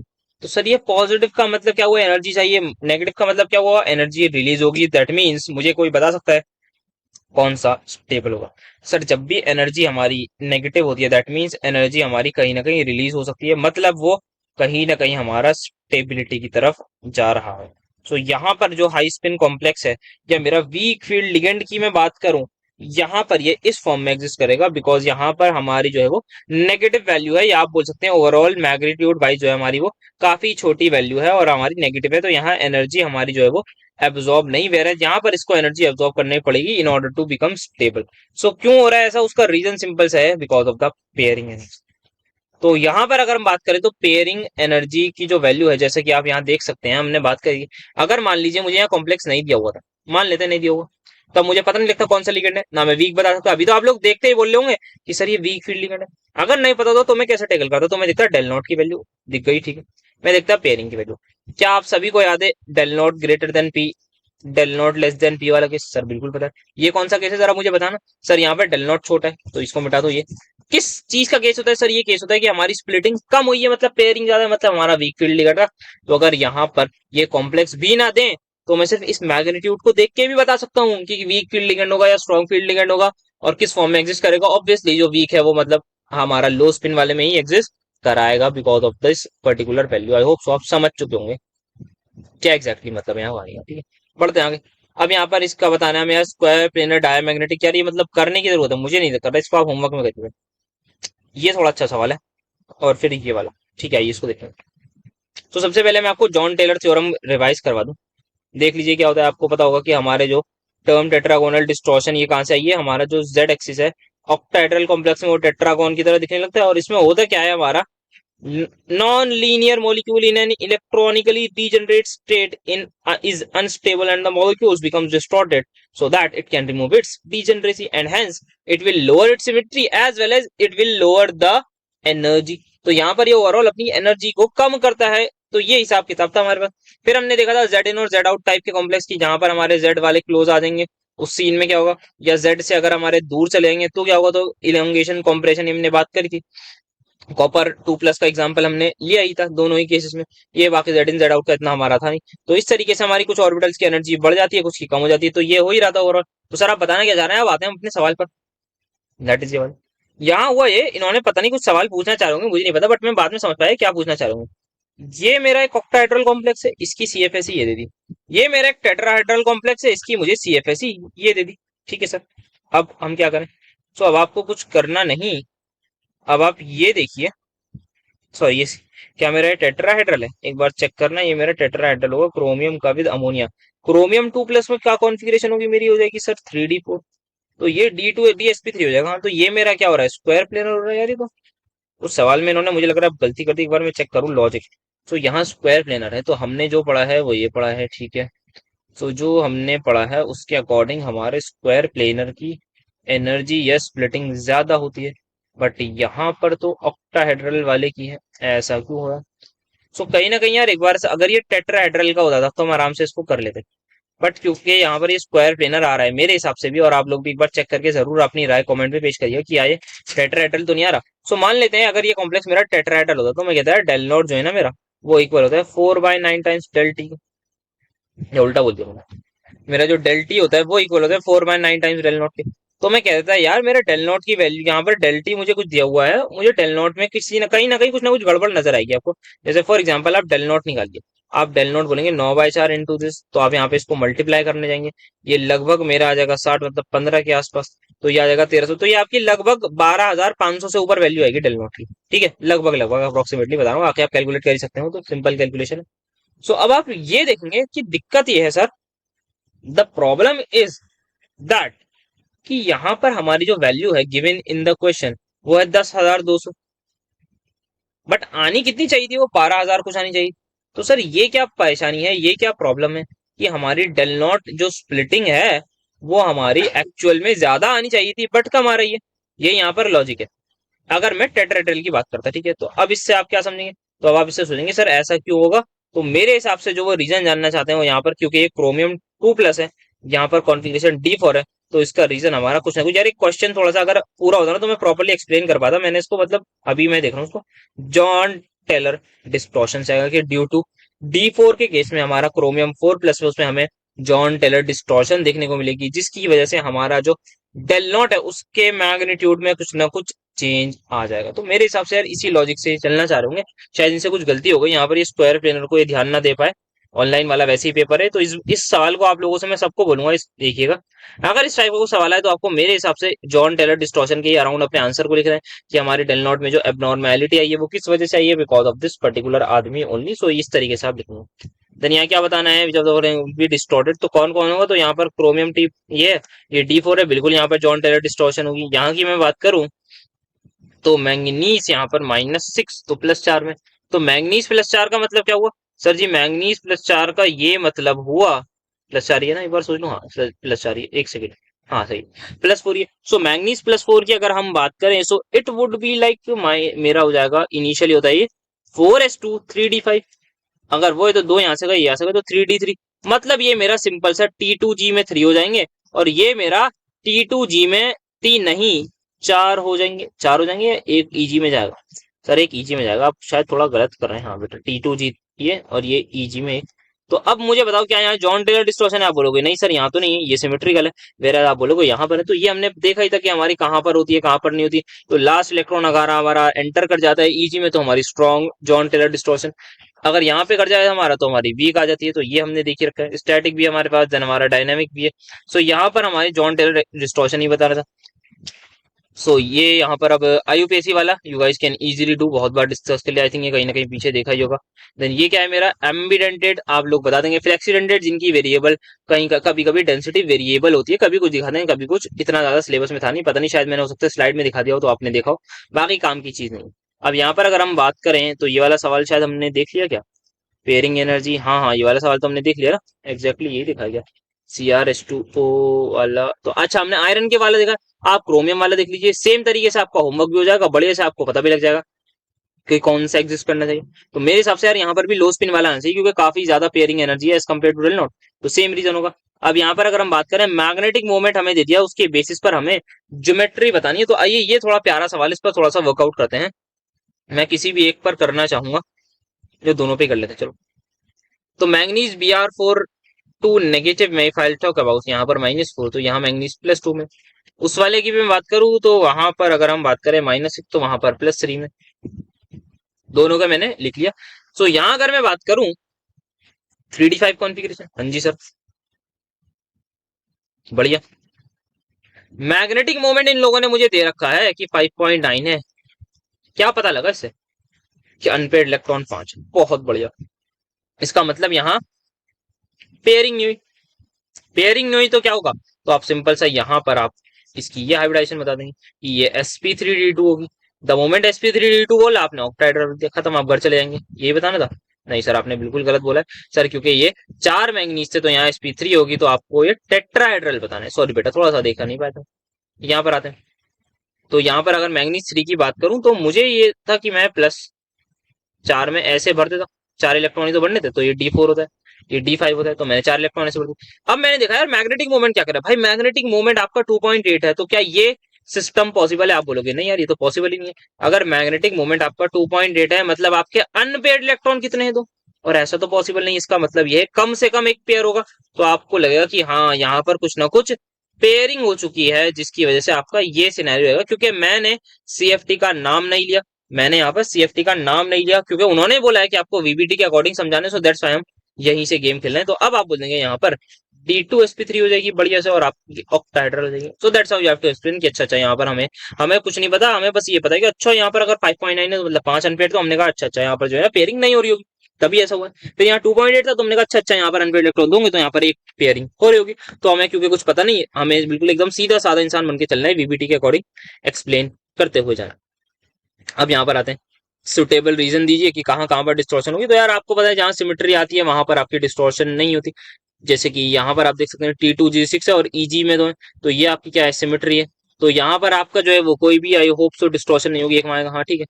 देन फर्दर यहाँ पे बात करूँ T2G, तो यहाँ पर आपको जो है वो जॉन टेलर डिस्टॉर्शन मिलेगी। यहाँ पर अगर बात करूँ तो EG है, यहाँ पर भी जॉन टेलर डिस्टॉर्शन मिलेगी। EG वाली आपकी स्ट्रॉन्ग होती है, ये वाली आपकी वीक होती है।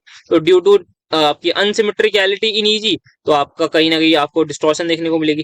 ड्यू टू अनसिमेट्रिकलिटी इन T2G का इलेक्ट्रॉन, क्योंकि कुछ ना कुछ आपके जो है वो 3 ऑर्बिटल में से दो दो भरे में एक खाली है, तो अलग जगह पर रिपल्जन होगी, तो इसकी वजह से आपको जो टेलर देखने को मिलेगा।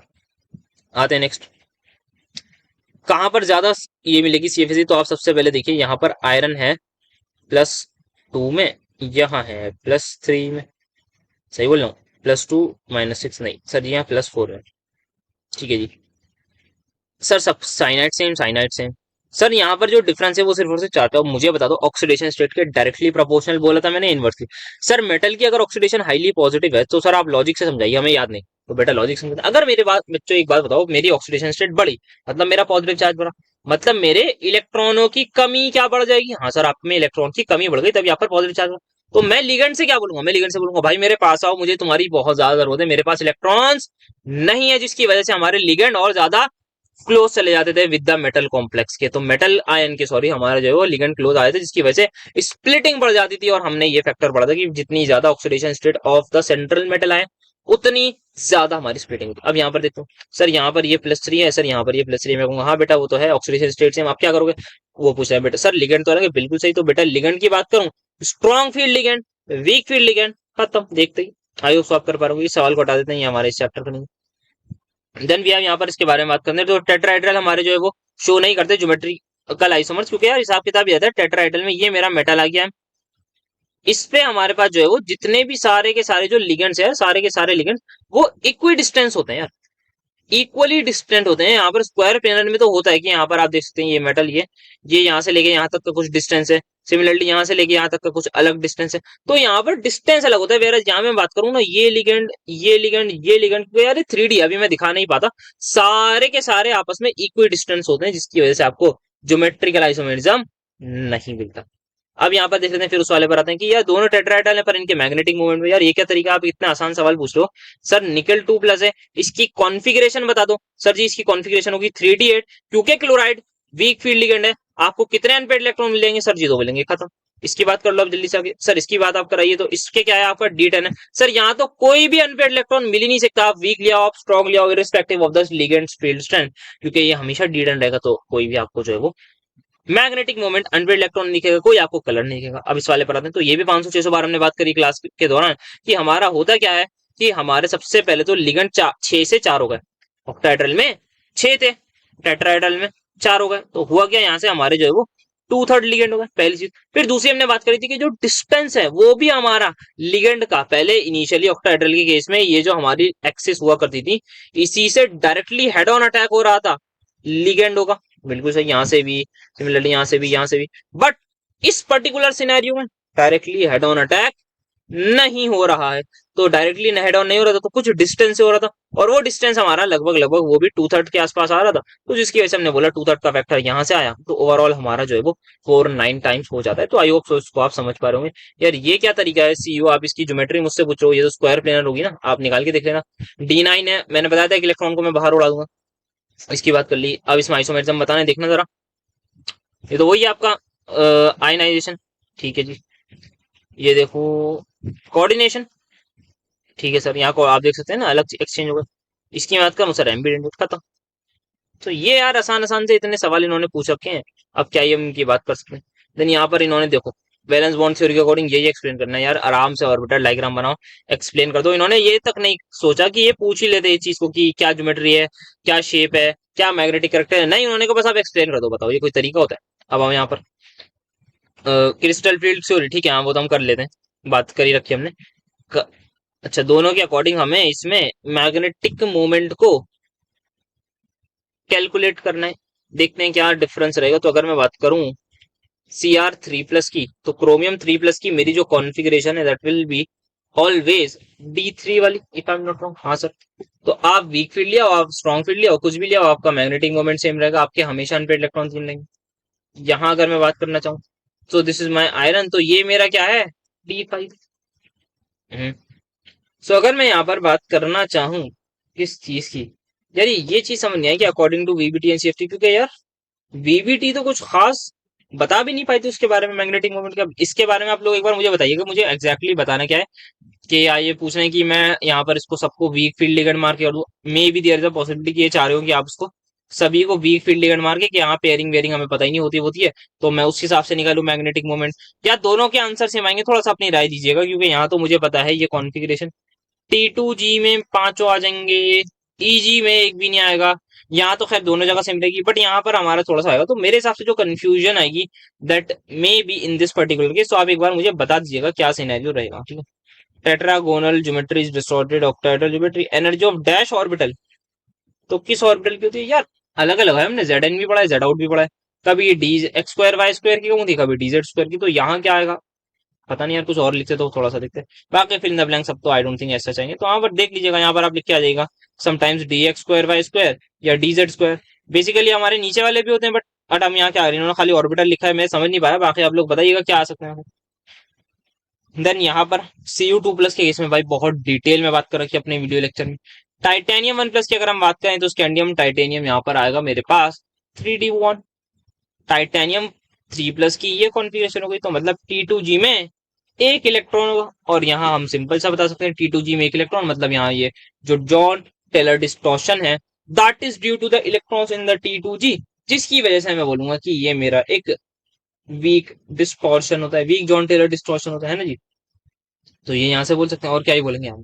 तो ये था मेरे पास अभी तक का हिसाब किताब। तो बहुत ज्यादा जो इंपॉर्टेंट चीजें रही वो बीबीटी और सीएफटी वाले सवाल, जो आप क्लास 12th में भी करके आते हैं। अगर आपको नए लग रहे हैं तो बहुत गलत बात है।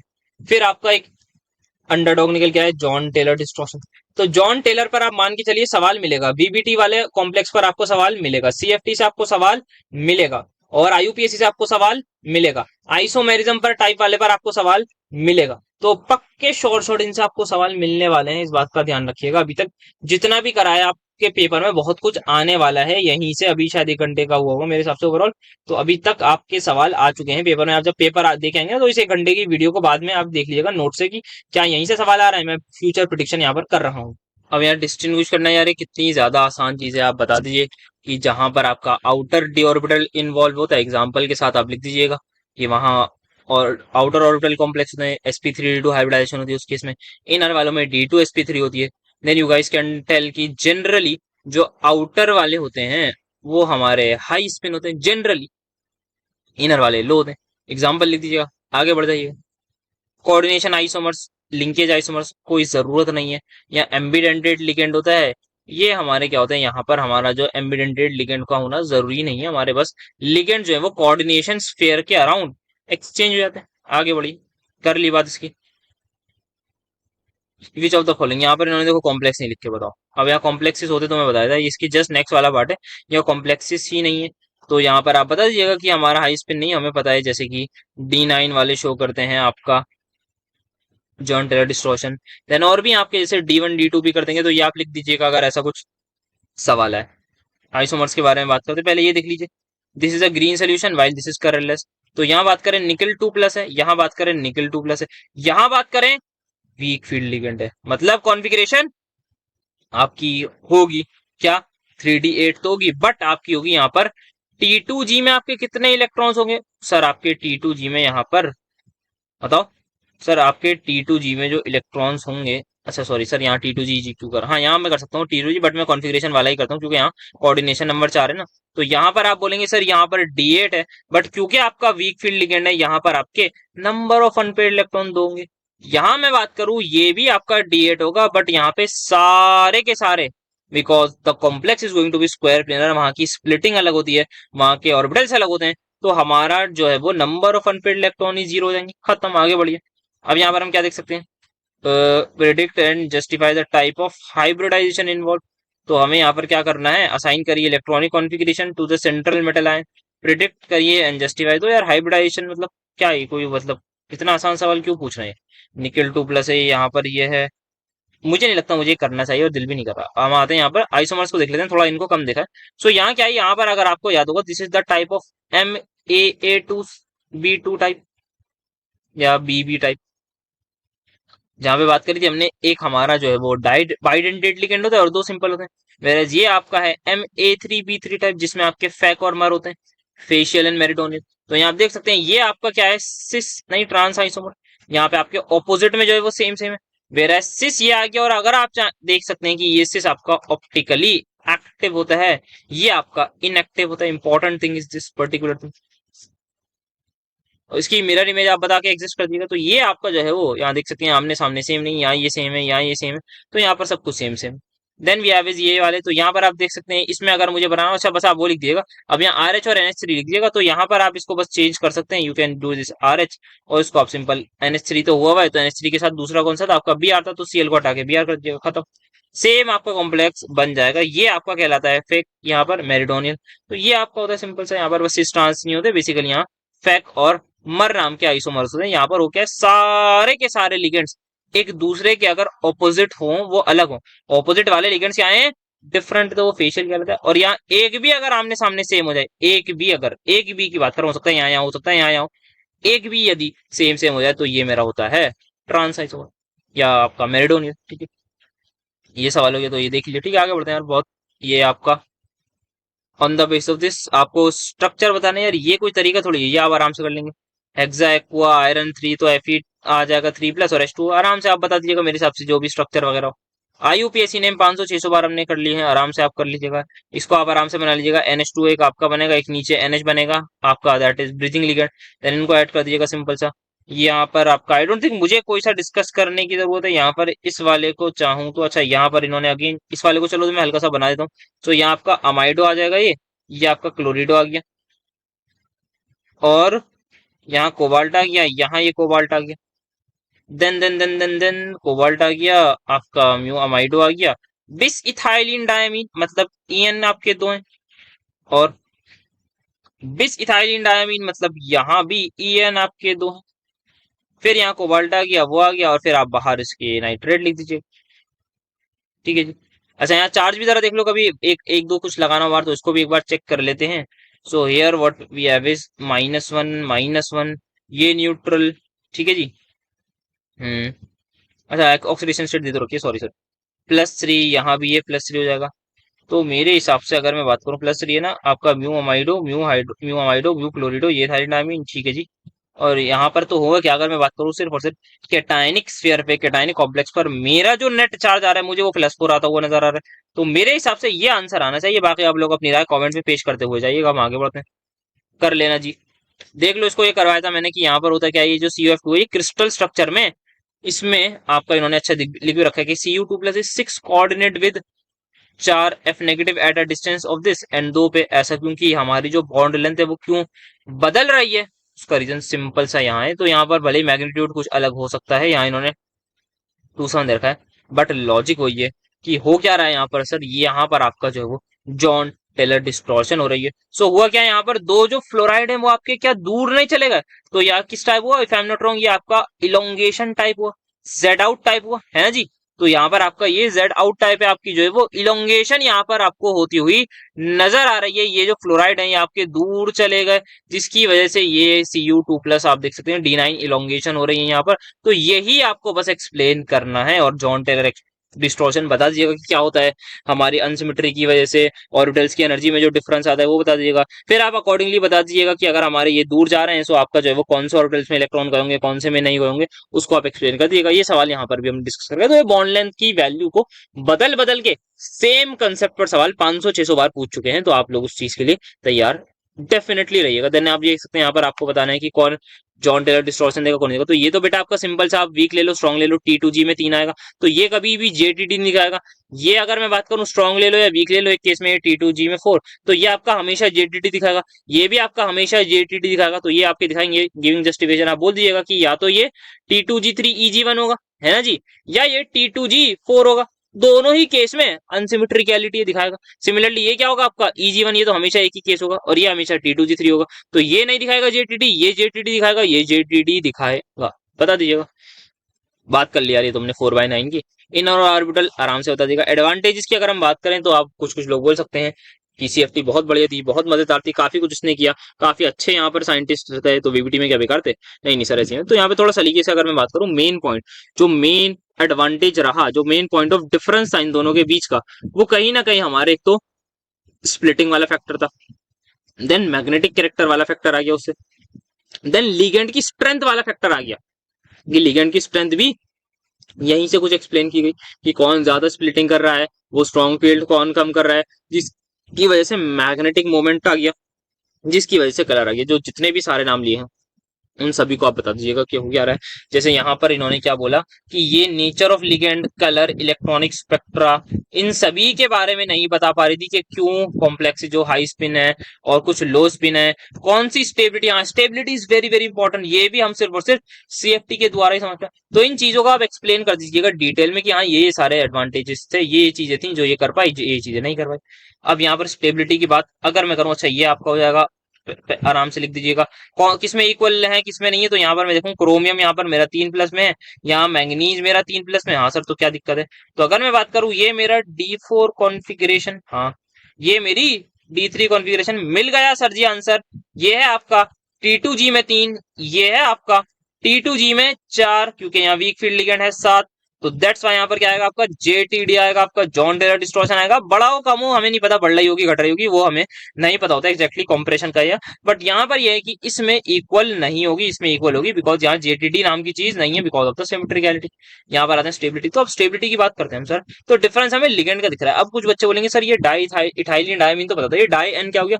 सो बेटा आपको कहीं ना कहीं याद दिमाग इस तरीके से चलाना है कि यहाँ पर आपका डाई मतलब आपका इथाइलिन डायमीन का कुछ डबल हो रहा है। So basically it's your di ethylene tri अमीन।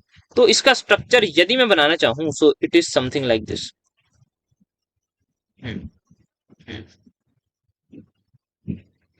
हाँ ठीक है, CH2 ये आ गया नेक्स्ट। सो अगर मैं बात करूं यहाँ पर मेरा ये पर्टिकुलर मेटल कॉम्प्लेक्स है, तो ये इस तरीके से क्या बॉन्डिंग करेगा या नहीं करेगा। मेरा अगर मैं सिर्फ डायमीन की बात करता, इथाइलिन डायमीन, तो वो सिर्फ और सिर्फ ये रहता। बताओ क्या डिफरेंस है सर? डिफरेंस ये है, इस केस में एक और एक 2 रिंग बन रही है, उस केस में सिर्फ एक बनती। चिलेशन जहां ज्यादा स्टेबल, खत्म, आगे बढ़िए, आगे बढ़ते हैं। आई होप सो आप समझ चुके होंगे। यहाँ पर आते हैं, बात कर ली, देखते हैं सर ये क्या तरीका है। ब्लू होता है और ये कलरलेस होता है सर, ये कैसे हो सकता है?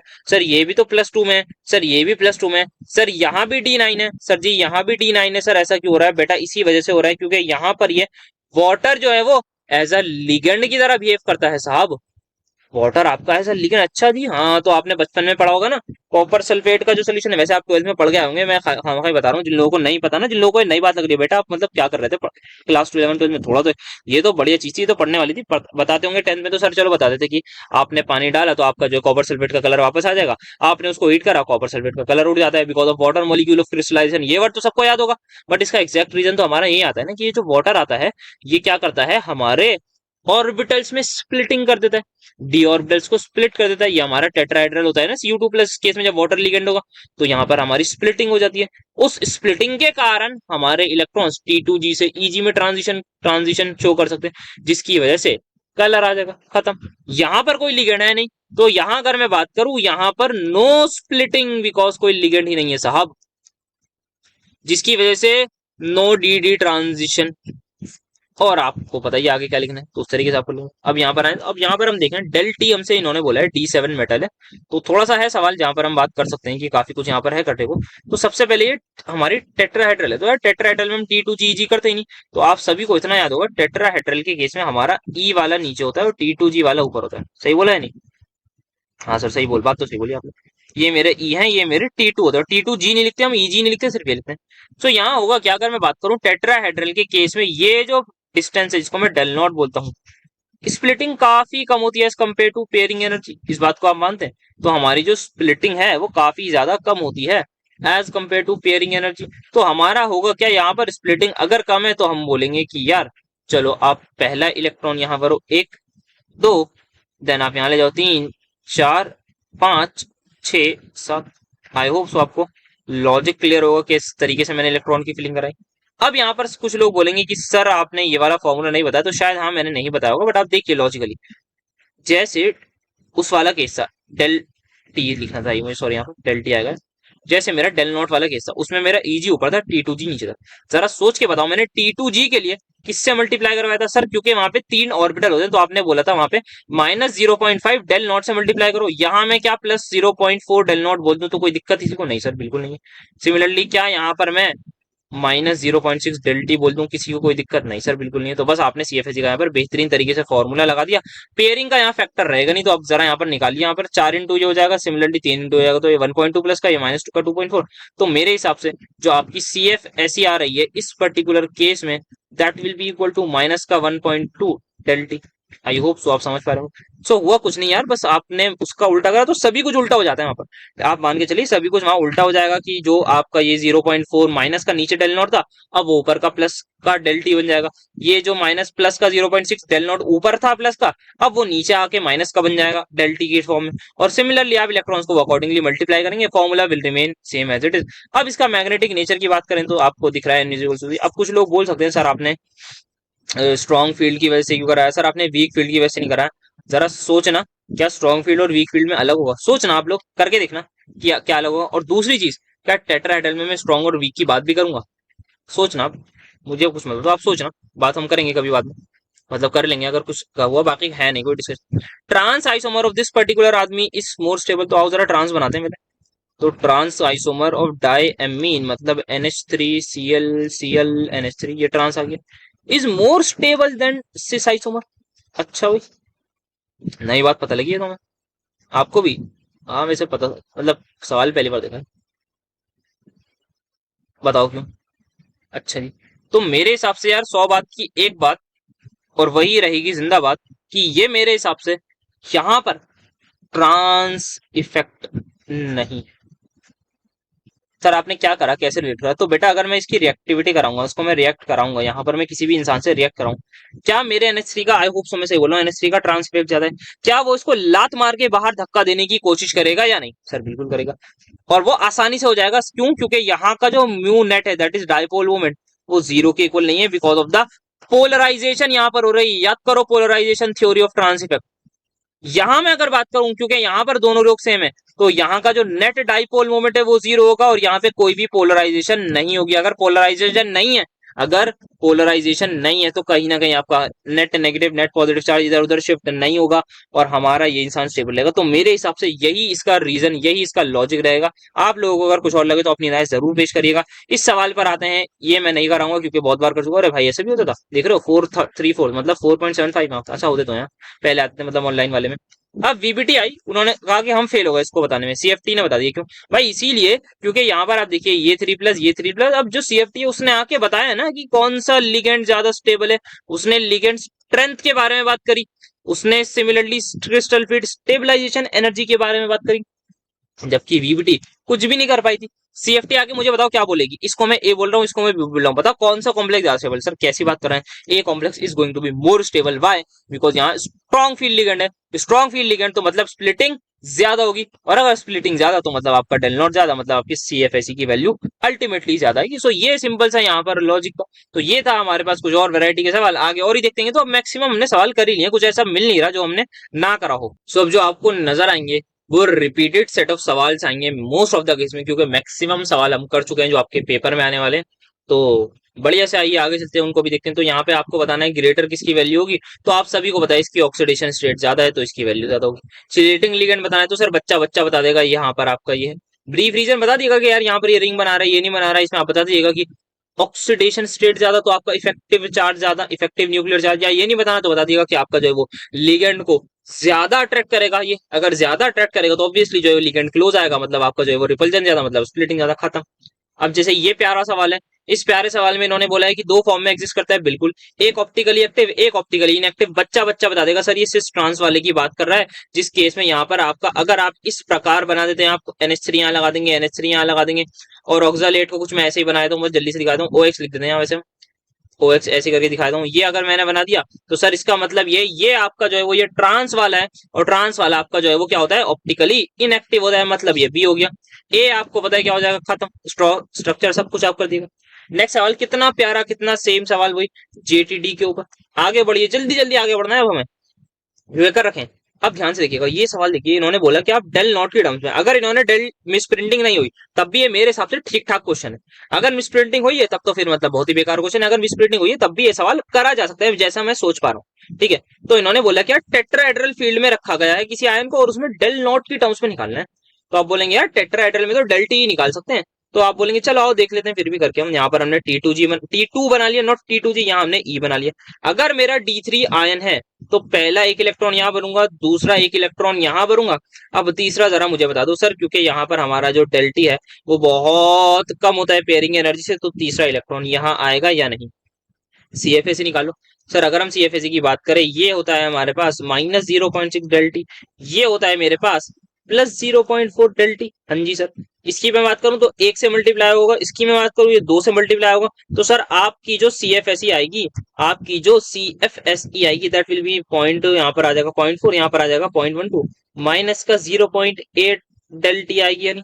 हाँ बट अगर इन्होंने बोला है कि आप इस टर्म में लिखो, क्या मैं इसको कर सकता हूँ, बस मुझे इतना बता दो। आप बोलेंगे सर बिल्कुल कर सकते हो, 4/9 times of del naught is equal to del T, ठीक है जी।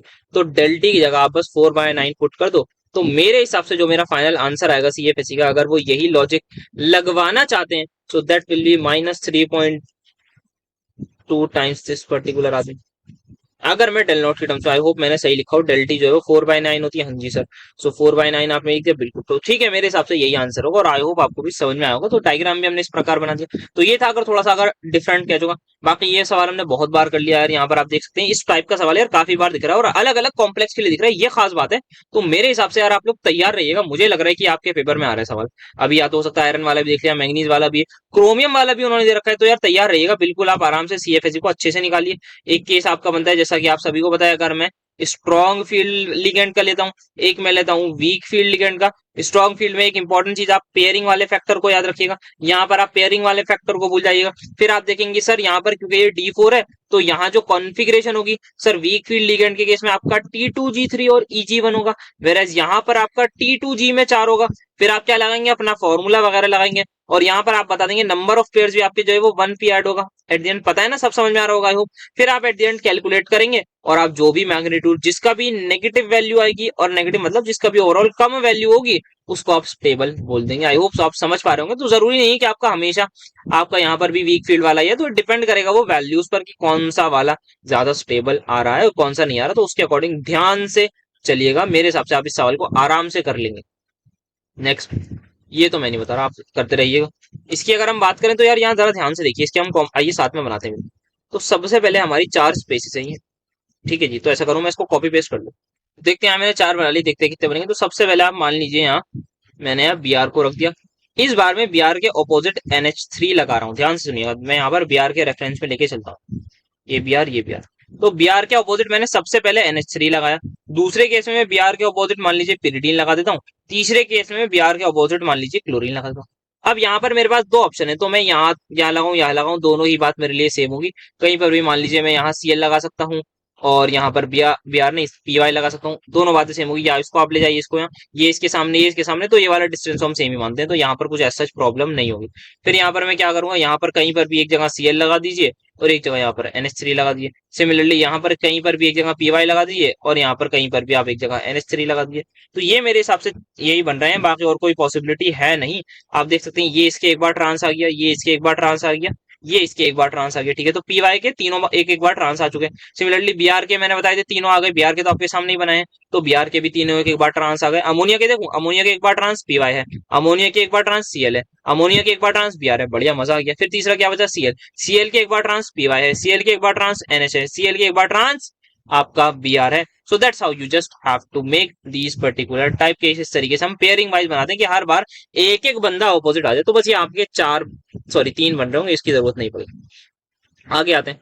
ये वाला सवाल थोड़ा सा अलग है, ये वाला हम वाकई डिस्कस करेंगे अपने नेक्स्ट पर्टिकुलर यूनिट में। बाकी आपको बताइए चिलेशन की वजह से क्या होता है हमारी एंट्रोपी वाला केस, तो उसको आप बता सकते हैं, बट ये वाला सवाल हम बात करेंगे, ये हमारा है नहीं। इसकी मैं बात करूं तो ये आपका ऑर्डर आ जाएगा, क्योंकि यहाँ पर आपका चिलेशन ज्यादा है, यहाँ थोड़ी चिलेशन कम है, यहाँ पे थोड़ी और ज्यादा है। चिलेट इफेक्ट एक्जैक्टली हमें नेक्स्ट उसमें पढ़ेंगे, क्योंकि हमने रिएक्शन वगैरह वहीं से देखी थी ना, थर्मोडायनामिक स्टेबिलिटी से, तो वहां से पढ़ लेंगे, थोड़ा सा बेटर रहेगा। बाकी इस सवाल को वहीं पर डेफिनेटली टैकल करेंगे पूरा अच्छे तरीके से। बाकी मैं आपको बता दूं, एक तो चिलेशन हो गई इसका फैक्टर, दूसरा आपका हाइड्रोजन बॉन्डिंग। आई होप सो आपको याद आ रहा होगा, बाकी आपने बनाया हुआ है, ये बहुत प्यारा सा कॉम्प्लेक्स बनता है ना आपका, पर्पल कलर का, कितना बढ़िया सा लगता है। क्रूजिबल में बनाया नहीं था आपने, बढ़िया यही एक कॉम्प्लेक्स है जो दिखने में इतना प्यारा लगता है यार, मतलब मजा ही आया था इसको देख के। तो काफी प्यारा जो वो रो, क्या बोल रहा हूँ मैं, चेरी रेड, रोजी रेड, चेरी रेड वाला बनता है यार, कितना बढ़िया बनता है। आओ जरा इस सवाल पर आओ, ध्यान से सुनो। एक कॉम्प्लेक्स है, उसकी कॉम्पोजिशन है, ठीक है, होगी कुछ लिगेंड होगा, ठीक है, वो एब्जॉर्प्शन मैक्सिमा दिखा रहा है एट दिस पर्टिकुलर वेवलेंथ। कहने का मतलब यह है इस पर्टिकुलर वेवलेंथ कुछ इस तरीके का ग्राफ होगा, मैं मान रहा हूं यहां पर उसने मैक्सिमम वेवलेंथ शो करी, ठीक है जी, और ये आपका बेसिकली एनर्जी के साथ। तो मतलब यह है कि यहां पर आपकी इस पर्टिकुलर वेवलेंथ पर आपका जो है वो, बोल सकता हूं मैं, ट्रांजिशन टाइप वगैरह हो रहा हो। बट हमें क्या निकालना है, हमें निकालनी है crystal field splitting del naught. So अगर आपको याद होगा यूनिट से कि डेल नॉट की यूनिट कोई मुझे बता सकता है, सर हमने जितना भी देखा है ना वो सेंटीमीटर इनवर्स में देखा है। तो यदि ये सवाल मुझे नहीं आता, जो मोस्ट ऑफ द केस में हो सकता है ना हो, तो मैं क्या करता, सिंपल यूनिट याद करता, और ये मेरी वेवलेंथ है, और वेवलेंथ की यूनिट होती है सेंटीमीटर।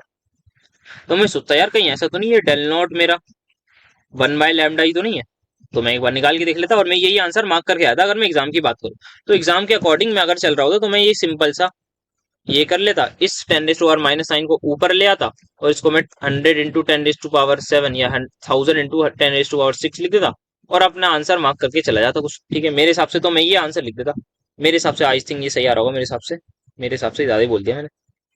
ये आ रहा था नीचे 500, ऊपर आ गया 1000 इंटू 10⁻6, तो ये हो जाएगा 2। तो हाँ, ये 2 × 10⁻6 सेंटीमीटर आके मैं मार्क करूंगा ना। क्या आप सभी को याद है ये क्रिस्टल फील्ड स्प्लिटिंग जो होती है, दिस इज एनर्जी नथिंग, और हमें पता है एनर्जी का फॉर्मूला आपका होता है hc/λ।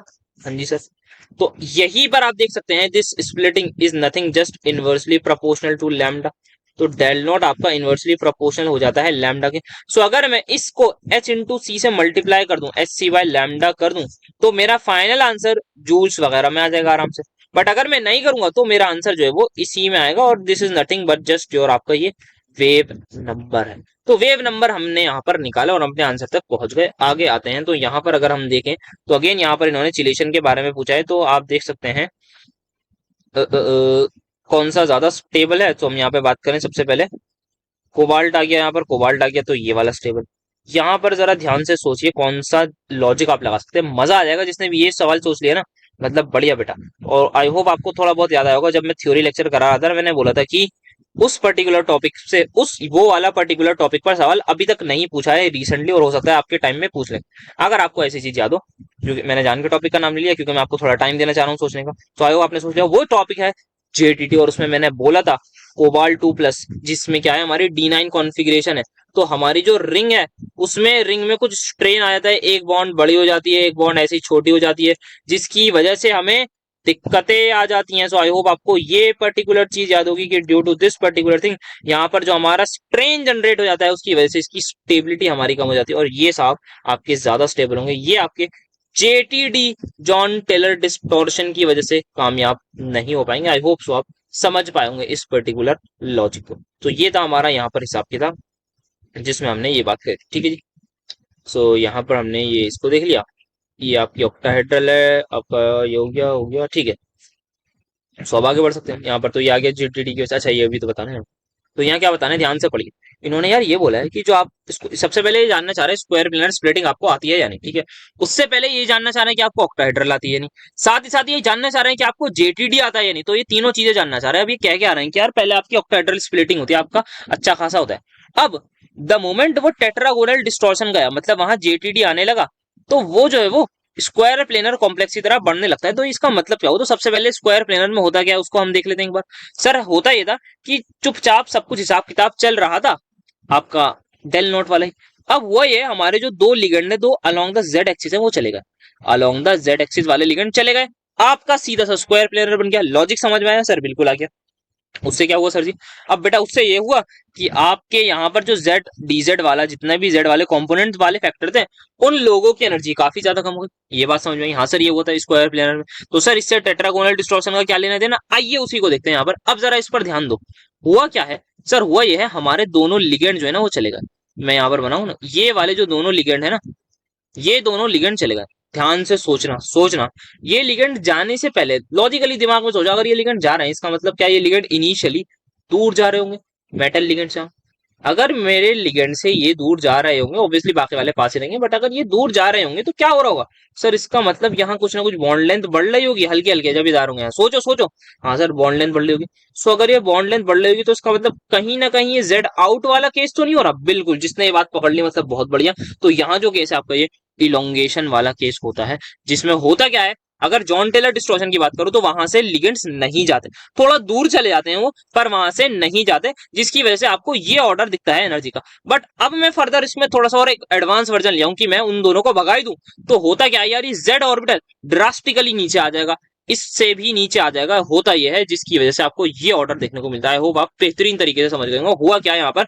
स्क्वायर प्लेनर का मैंने डिटेल में समझाया क्या होता है, जेड वाले चले गए। अब टेट्रागोनल में जेड आउट वाला केस, उससे आपको रिलेट करना है। अगर आपने रिलेट कर दिया तो बेहतरीन, आप पढ़ रहे हैं, बढ़िया दिमाग चला रहे हैं और आप बेहतरीन आंसर तक पहुंच जाएंगे। बढ़िया आप आंसर लिखोगे। तो काफी पुराना फॉर्मेट से ही लग रहा है, काफी पुराना सवाल है। जब मेरे हिसाब से डीयू भी चाहता था कि बच्चों में दिमाग लगे, अब पता नहीं रिसेंट ईयर में तो चाहता ही नहीं डीयू के बच्चा कुछ दिमाग लगाए, पेपर में भी सर रट रटाए वाला सारा हिसाब कर दिया है। ये पुराना काफी, पता नहीं शायद हो सकता है 17-18 या 19 का में भी, कोविड से पहले का है पक्का।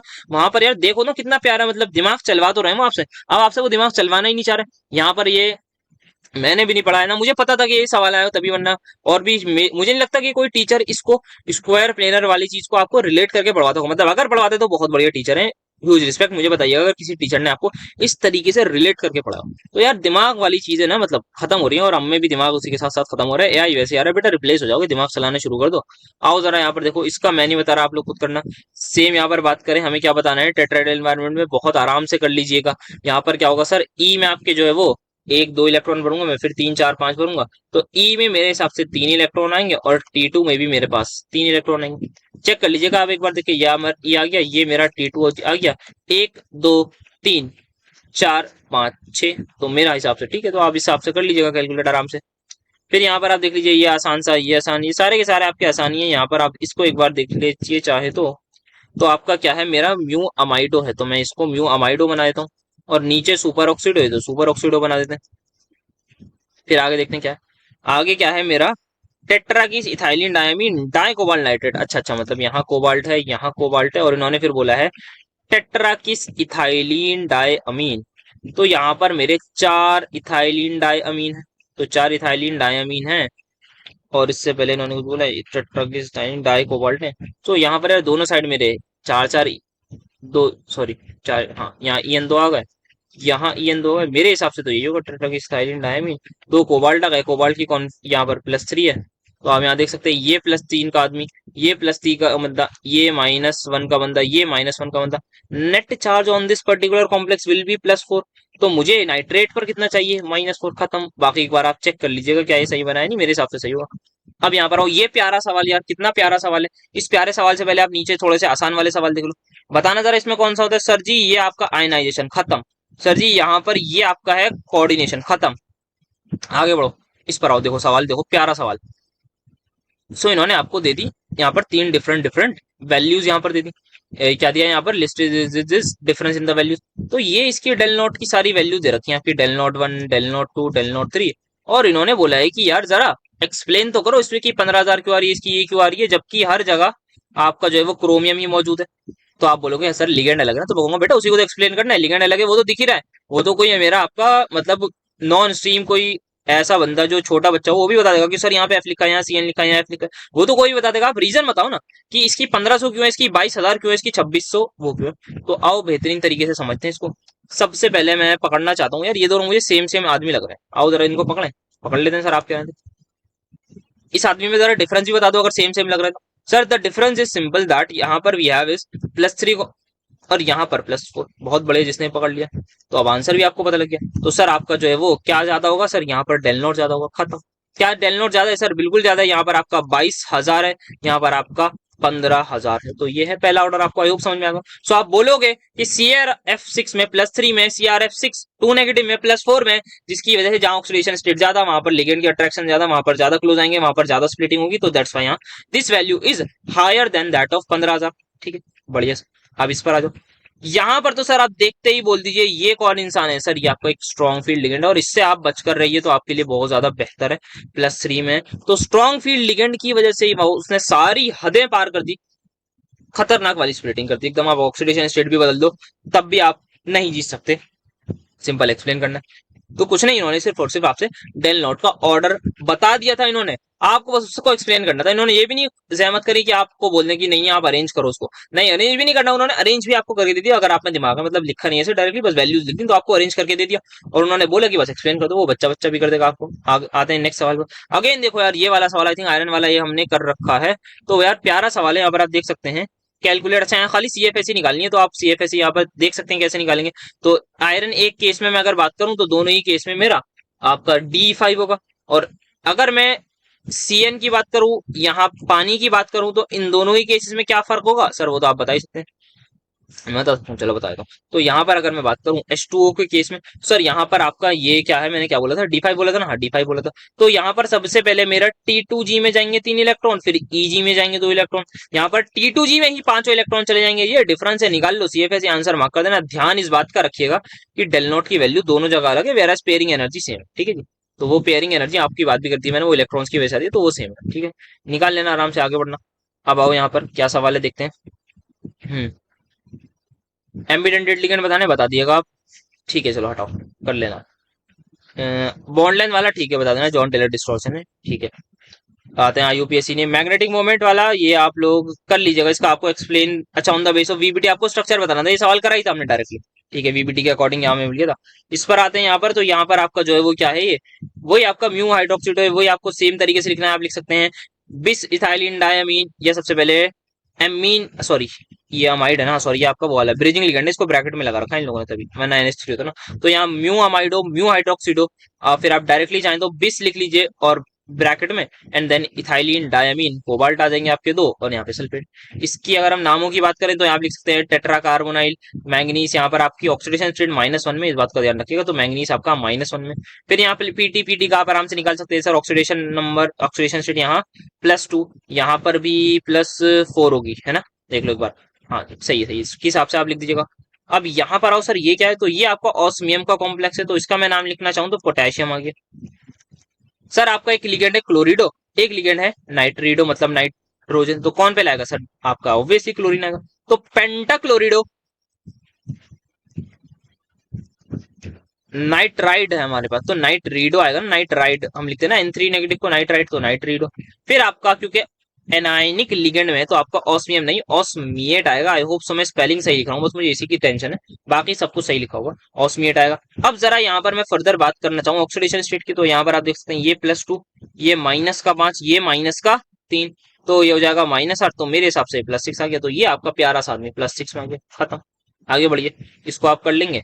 देन यहाँ पर IUPAC ने आराम से कर लीजिएगा। देन यहाँ पर आपका वो यार डेल्टी निकालना है, निकाल लीजिएगा। बहुत बार कर लिया तो मैं कितनी बार ही कर रहा हूँ। इनको डिस्टिंग्विश कैसे करना है भाई, एक जगह BaSO4 से करा दो, एक जगह AgNO3 से करा दो। ये AgNO3 से कर जाएगा, ये आपका BaCl2 से कर जाएगा, सॉरी BaSO4 निकल गया मेरे से, BaCl2 से कर जाएगा। वेराज ये उससे नहीं मतलब PPT दे देगा, ये BaSO4 का PPT दे देगा, ये AgI का PPT दे देगा। इसकी अगर हम बात करें तो आप दोनों में AgNO3 से रिएक्शन करा दीजिए, एक मोल Cl देगा, AgGl एक 2 मोल देगा, खत्म। नेक्स्ट आते हैं, बहुत तेजी से आएंगे अब सवालों पर। क्या बताना है यहाँ पर, octahedral complex, high spin low spin, but tetrahedral. ठीक है, ये हमने बात कर ली, मैग्नीट्यूड से हमने बात करी कि भाई वो हमेशा स्पिन हाई लो स्पिन होते हैं, क्योंकि वहां पर 4/9 टाइम्स हो जाता है भाई मैग्नीट्यूड, बहुत कम। चलो आगे बढ़ो, इसको हटा दो। अब यहाँ पे बात करते हैं ग्रेटर वैल्यू किसकी होगी, ये हो गई। ठीक है आगे बढ़ो। सिस और ट्रांस तो बहुत जल्दी जल्दी करना है यार, मतलब खुद ही हो रहा है। मैं मतलब मैंने सोचा भी नहीं था इतनी जल्दी मैं कर सकता हूँ। तो यहाँ पर हम देखें, ठीक है नहीं होगा। ये हम देखें, ठीक हो जाएगा। इस वाले का नाम अभी आपका आएगा नहीं, क्योंकि ये आपका सैंडविच वाला कंपाउंड है, ये आपका नेक्स्ट सेमेस्टर में आएगा, तो वहां पर देख लीजिएगा। यहाँ पर अगर हम देखें तो ये क्या है आपका, एंटी मनी। तो मेरे हिसाब से एंटी मनीएट नाम होगा। तो हेक्सा फ्लोरिडो, आई होप सो, मैंने इसका एंटीमोनी नाम होता है। और एक बार बस आप इसकी स्पेलिंग चेक कर लीजिएगा प्लीज। Antimonate, antimonate. और आपका पोटेशियम आएगा पहले। अच्छा, पहले पोटेशियम आएगा, तो पोटेशियम यहाँ आ गया। हेक्साफ्लोरिडो एंटीमोनेट। ऑक्सीडेशन स्टेट की यदि मैं बात करना चाहूँ +1 -6, तो यहाँ +5 आ जाएगा। आई होप सो, हाँ सही है 5। इस वाले को आप नेक्स्ट सेमेस्टर में बता दिया, यहाँ पर ये आप कर लेंगे। ठीक है ठीक है, ये कलर क्यों होते हैं, ये कलरलेस क्यों होते हैं, बात कर हो ही चुकी, मतलब आता है आपको। इनर एंड आउटर ऑर्बिटल, ठीक है, क्या बच्चों वाली सवाल है। यहाँ पर आप देखो, हाइब्रिडाइजेशन स्ट्रक्चर बच्चों वाला सवाल, ये बच्चों वाला सवाल, जेटीडी वाला बच्चों वाला सवाल।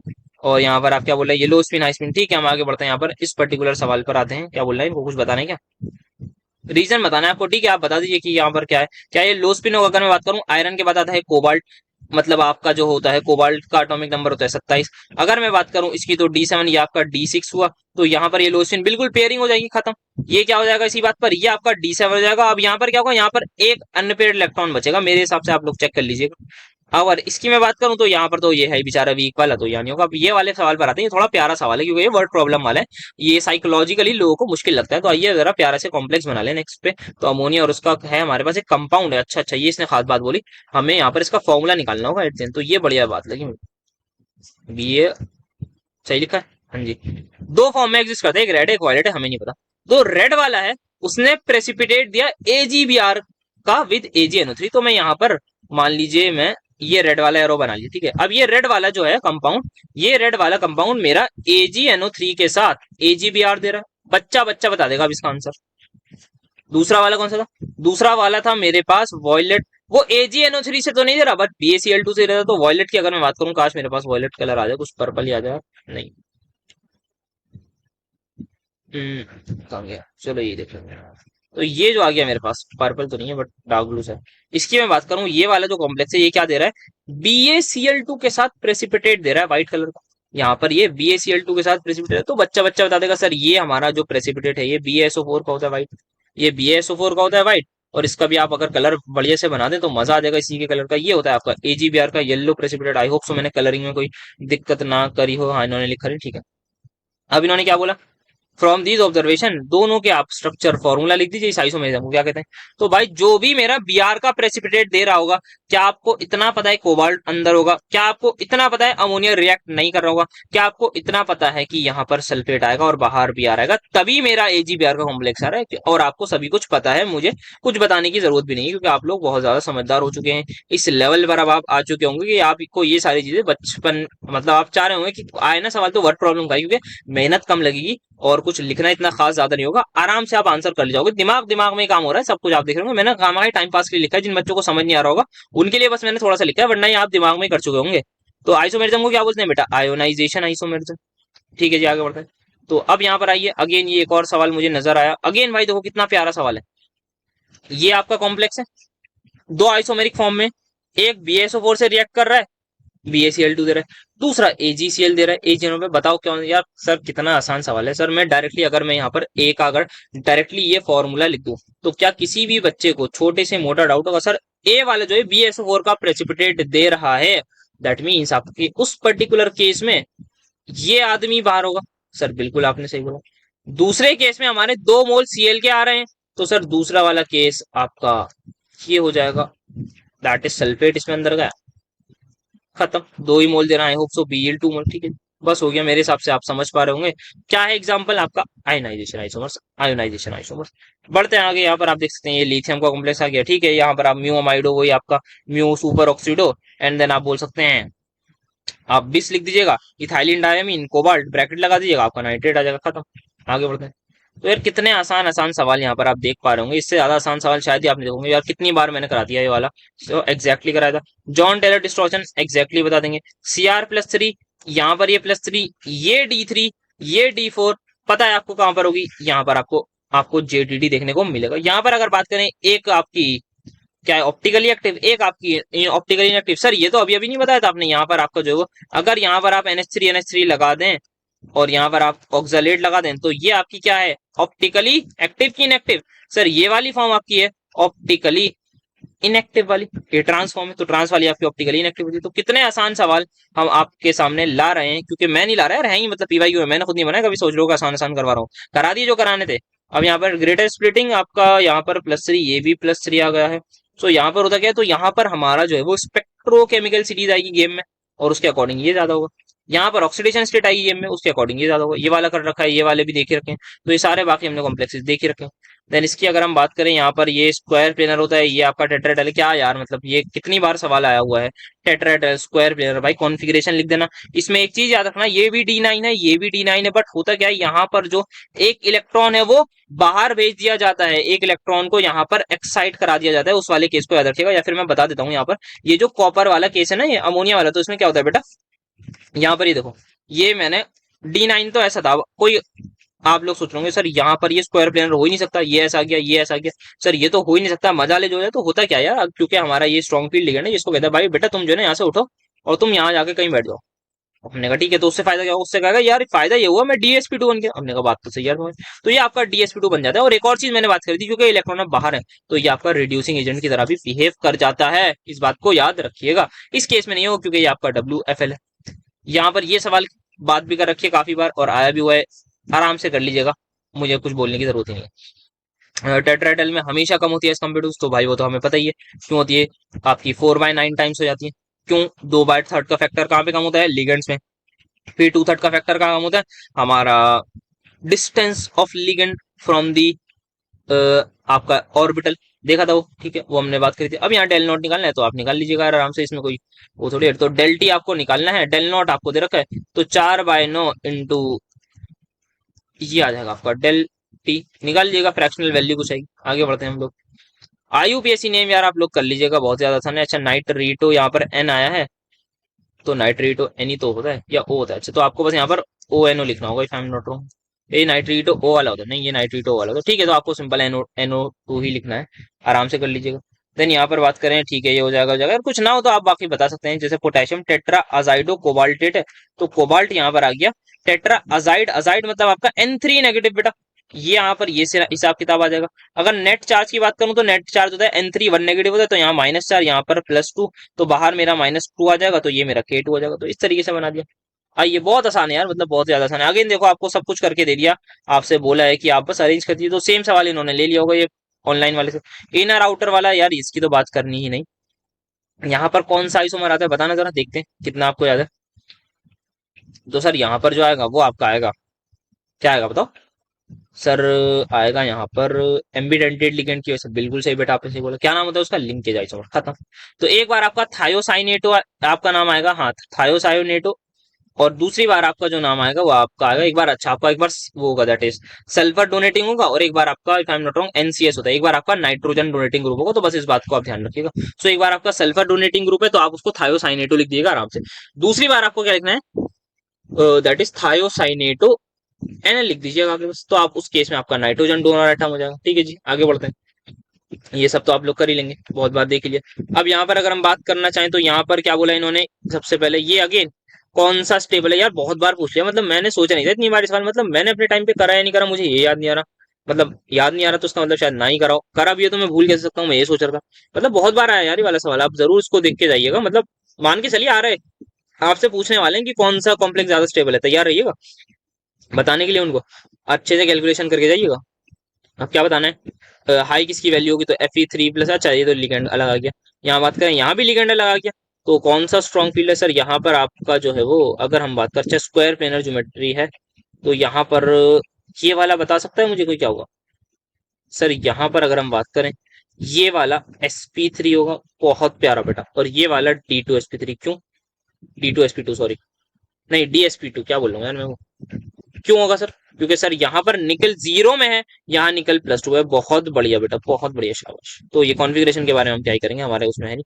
तो इनके नाम आप आराम से लिख दीजिएगा, इसमें हमें कोई करनी नहीं। IUPAC पर तो बहुत बार सवाल पूछा गया है, बहुत बार, मतलब 500-600 सवाल तो IUPAC पर ही आए हुए हैं, ऐसा लग रहा है। नॉमेनक्लेचर अगेन आ गया, लिखना है लिख दीजिएगा, इसका आप कर दीजिएगा। यहाँ पर ये कार्बोनेटो आ गया, बस एक नया एलिगेंट सा लगा हुआ। ऑस्मियम वाला तो अभी अभी जस्ट एक है। ये आपका पिरिडीन है, तो टेट्रा पिरिडीन आ गया यहाँ पर, टेट्रा क्लोरिडो आ गया, तो ये आप कर लेंगे आराम से। Then we have this particular आदमी के ये स्क्वायर प्लेन है, ये टेट्राहेड्रल, भाई ये D10 है, वो आपका D9 है, उसमें आप एक इलेक्ट्रॉन बाहर भेज दोगे, हो जाएगा। इसके बारे में बात करते हैं जरा। ये हो जाएगा, ये ऑक्सलेट वाला हो जाएगा, ये ठीक है, ये तो हो जाएंगे। अब यहाँ पर आते हैं, इसको देख लेते हैं।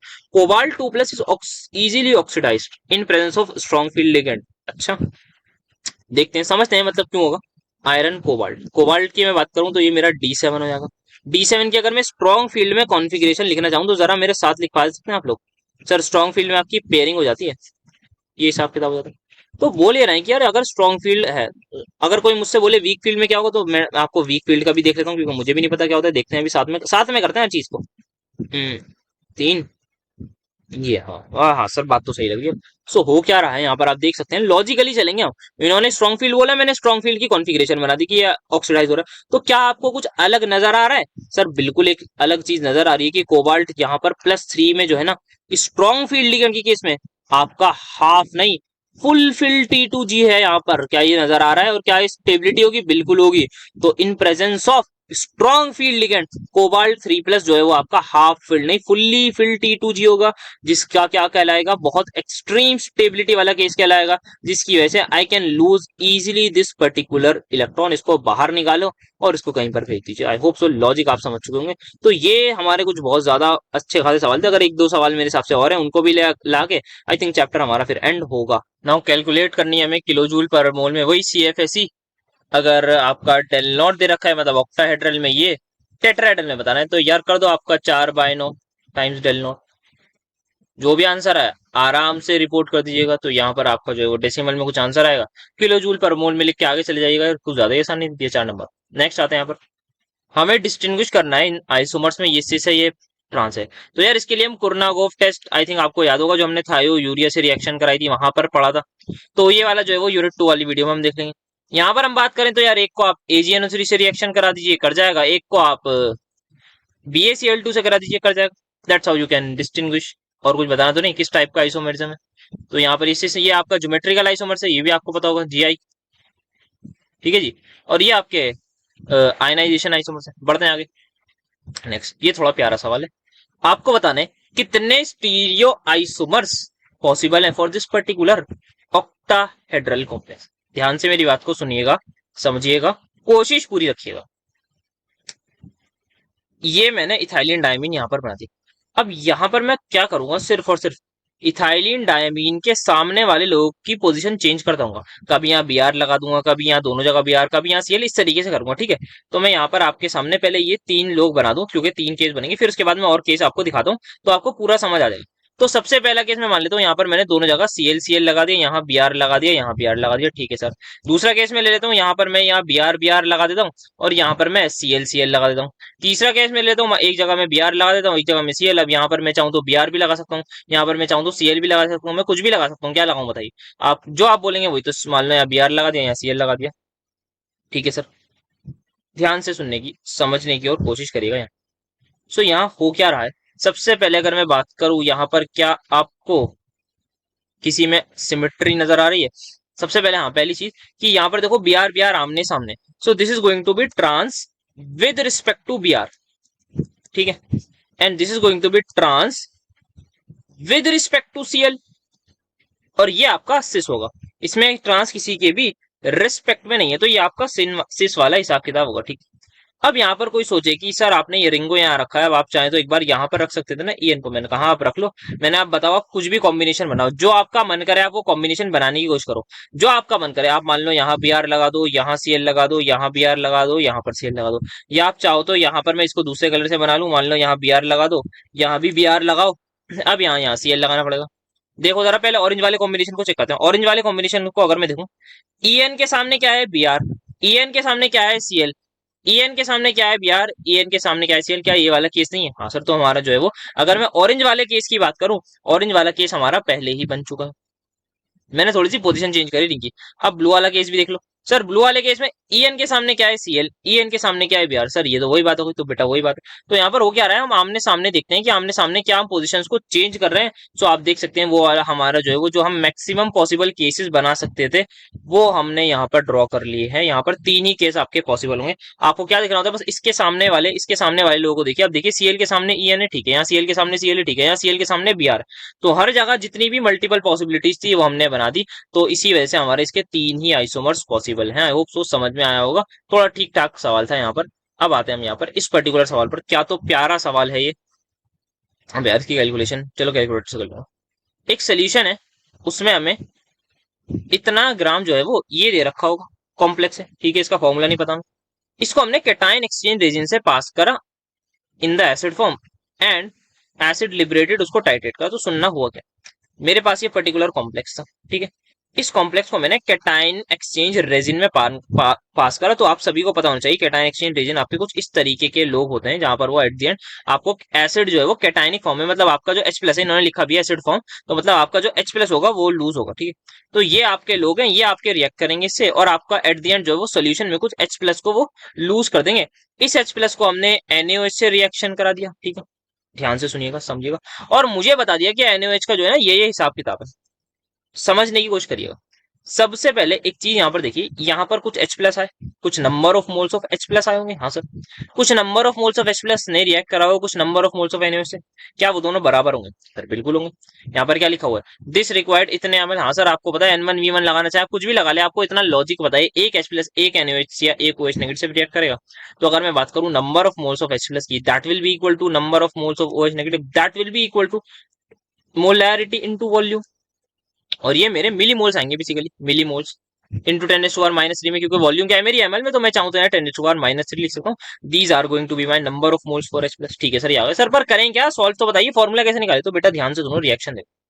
मान लो मेरे पास एक कोई भी यहाँ पर कॉम्प्लेक्स है, इसके हो सकता है इस पर कुछ डेफिनेटली चार्ज होगा तभी ये रिएक्ट कर रहा है, अदरवाइज ये रिएक्ट करता ही नहीं अगर इस पर चार्ज नहीं होता। मान लो मेरा कॉम्प्लेक्स है कुछ ऐसी ऐसी ले रहा हूँ मैं, PtCl4, ये यार नहीं गलत ले लिया, PtCl4 नहीं, मान लो ये मैं ले रहा हूँ PtNH3 4, ये ले लिया ऐसे मैंने कॉम्प्लेक्स। इस पर आपको पता है 2 प्लस चार्ज होगा।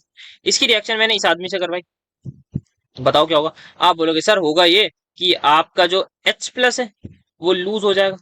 और यहाँ पर होगा क्या सर, यहाँ पर ये RSO3 नेगेटिव वाले जो लोग हैं इसके 2 मोल्स रिएक्ट कर जाएंगे विद दिस पर्टिकुलर आदमी। क्या ये बात आपको समझ में आ रही है कि अगर मेरी जब रिएक्शन होगी, मेरा जो फाइनल प्रोडक्ट बनेगा that will be something like this only, RSO3 का होल प्लस। हाँ, तो क्या मुझे बता सकते हो कितने H प्लस लूज हुए? सर इस केस में 2 H प्लस लूज होंगे, ठीक है। सिमिलरली एक हाइपोथेटिकल केस ले रहा हूं मैं, प्लेटिनम की ऑक्सीडेशन स्टेट 3 कर दो, ऐसी कर दो।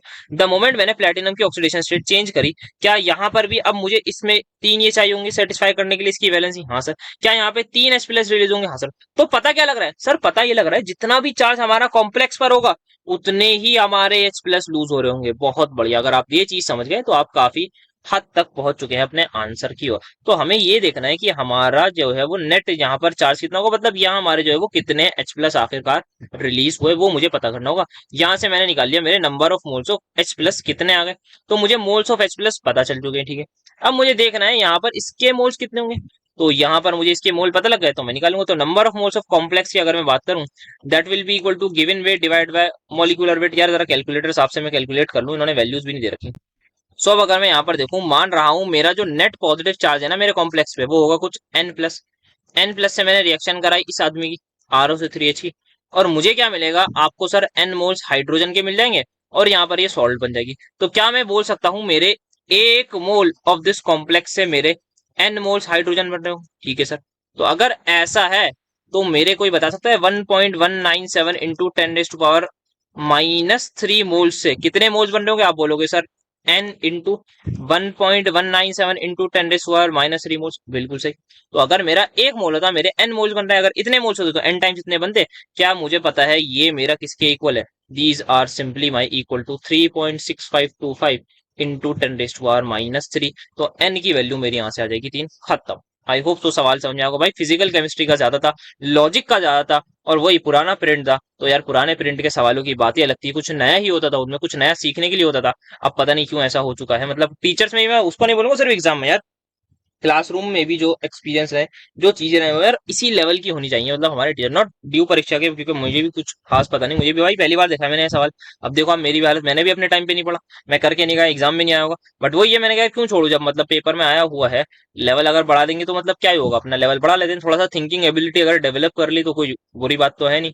बाकी जो लोग नहीं देखना चाह रहे होंगे, जिनको नहीं समझ में आएगा उनको नहीं आएगा समझ में, उनकी कोई जबरदस्ती तो है नहीं कि मैं कहूंगा कि नहीं नहीं समझ रही हैं आपको, वो मेरे हाथ में नहीं है। हाँ, जिनका दिमाग होगा, जिनको लॉजिकल होगा, जो बच्चे पढ़ने में अच्छे होंगे, दिमाग लगा के पढ़ते होंगे, मुझे नहीं पता उन्हें केमिस्ट्री में आगे करना है नहीं, बट जो दिमाग लगा के पढ़ते होगा, जिस इंसान को लॉजिकल रीजनिंग पसंद होगी, उसको पक्का ये सवाल पसंद आएगा। सर सवाल तो पसंद आ जाए, पर आप फाइनल आंसर तो बता दो। हाँ बेटा, तो आपका जो नेट पॉजिटिव चार्ज है वो मेरा आ जाएगा 3। तो क्या आप सभी लोग इस बात से अग्री करते हैं? अगर मुझे इस पर्टिकुलर कॉम्प्लेक्स पर चार्ज +3 चाहिए, तो बाहर मुझे 3 ही सीट चाहिए, खत्म। आई होप सो आपसे यहाँ पर समझ चुके होंगे अब इस पर्टिकुलर सवाल को, आपका लेवल बहुत अच्छा होगा अगर आपने ये सवाल को अच्छे से समझ लिया ना, मजा आ गया। तो बढ़िया सवाल था, अच्छी दिमाग वाली चीज थी, फिजिकल केमिस्ट्री। यहाँ पे थोड़ा सा ये कंसेप्ट पता होना चाहिए था, जो मैंने ऑब्वियसली बताया है, तभी मैंने सवाल कराया। ऐसा नहीं कि मैं डायरेक्टली रिएक्शन लिख दी, मैंने समझाया कि कैसे चार्ज चेंज होने पर मेरे H+ का मामला चेंज हो रहा है, वो मैंने पूरी बात बताई। तो मैं यहाँ पर एन एन लेके चल गया, 1 मोल से n बन रहा है, इतने मोल से इतने बन रहे होंगे, बट हमें पता है उसकी एग्जैक्ट वैल्यू क्या है, क्योंकि हमारे पास ये हमने इसको फर्दर किससे रिएक्ट करा दिया था, OH नेगेटिव से। तो मुझे ये पता है कितने लग रहे हैं, अगर मुझे ये पता लग गया तो मुझे ये पता लग जाएगा कितने H+ है, खत्म। तो that's how I did this particular question. बहुत प्यारा सवाल था, और आई थिंक यही हमारा लास्ट क्वेश्चन हो, और सलामी क्वेश्चन इसको मैं बोलना चाहूंगा। बहुत प्यारे क्वेश्चन के साथ हमने सलामी दी अपने कोऑर्डिनेशन केमिस्ट्री की, जो बहुत बड़ा यूनिट है। बहुत मैक्सिमम सवाल आपको पेपर में इन्हीं, आई थिंक 2 घंटे हुए होंगे, 2 घंटे से मिलेंगे। That's it for today's lecture. I hope सो मजा आया होगा। बढ़िया लेवल के यहाँ पर मैं बोलूंगा सवाल करे हैं, काफी अच्छे लेवल के यहाँ पर क्वेश्चंस भी देखे हैं जो आने चाहिए, और काफी इजी काफी सिमिलर भी देखे हैं। कोई ऐसी बात नहीं कि बहुत हाई लेवल का दिख लिया होगा, कुछ एडवांस हम यहाँ पे बैठ के कर रहे थे, नहीं ऐसा भी नहीं है। ठीक ठाक सवाल थे डीयू के पर्सपेक्टिव से, इजी मॉडरेट डिफिकल्ट सब यहाँ पर हमने देख लिया है। आई होप बस आपको मजा आया होगा। मिलेंगे बहुत जल्द आपसे नेक्स्ट यूनिट में किसी और टॉपिक के साथ। Thank you so much for attending my lecture.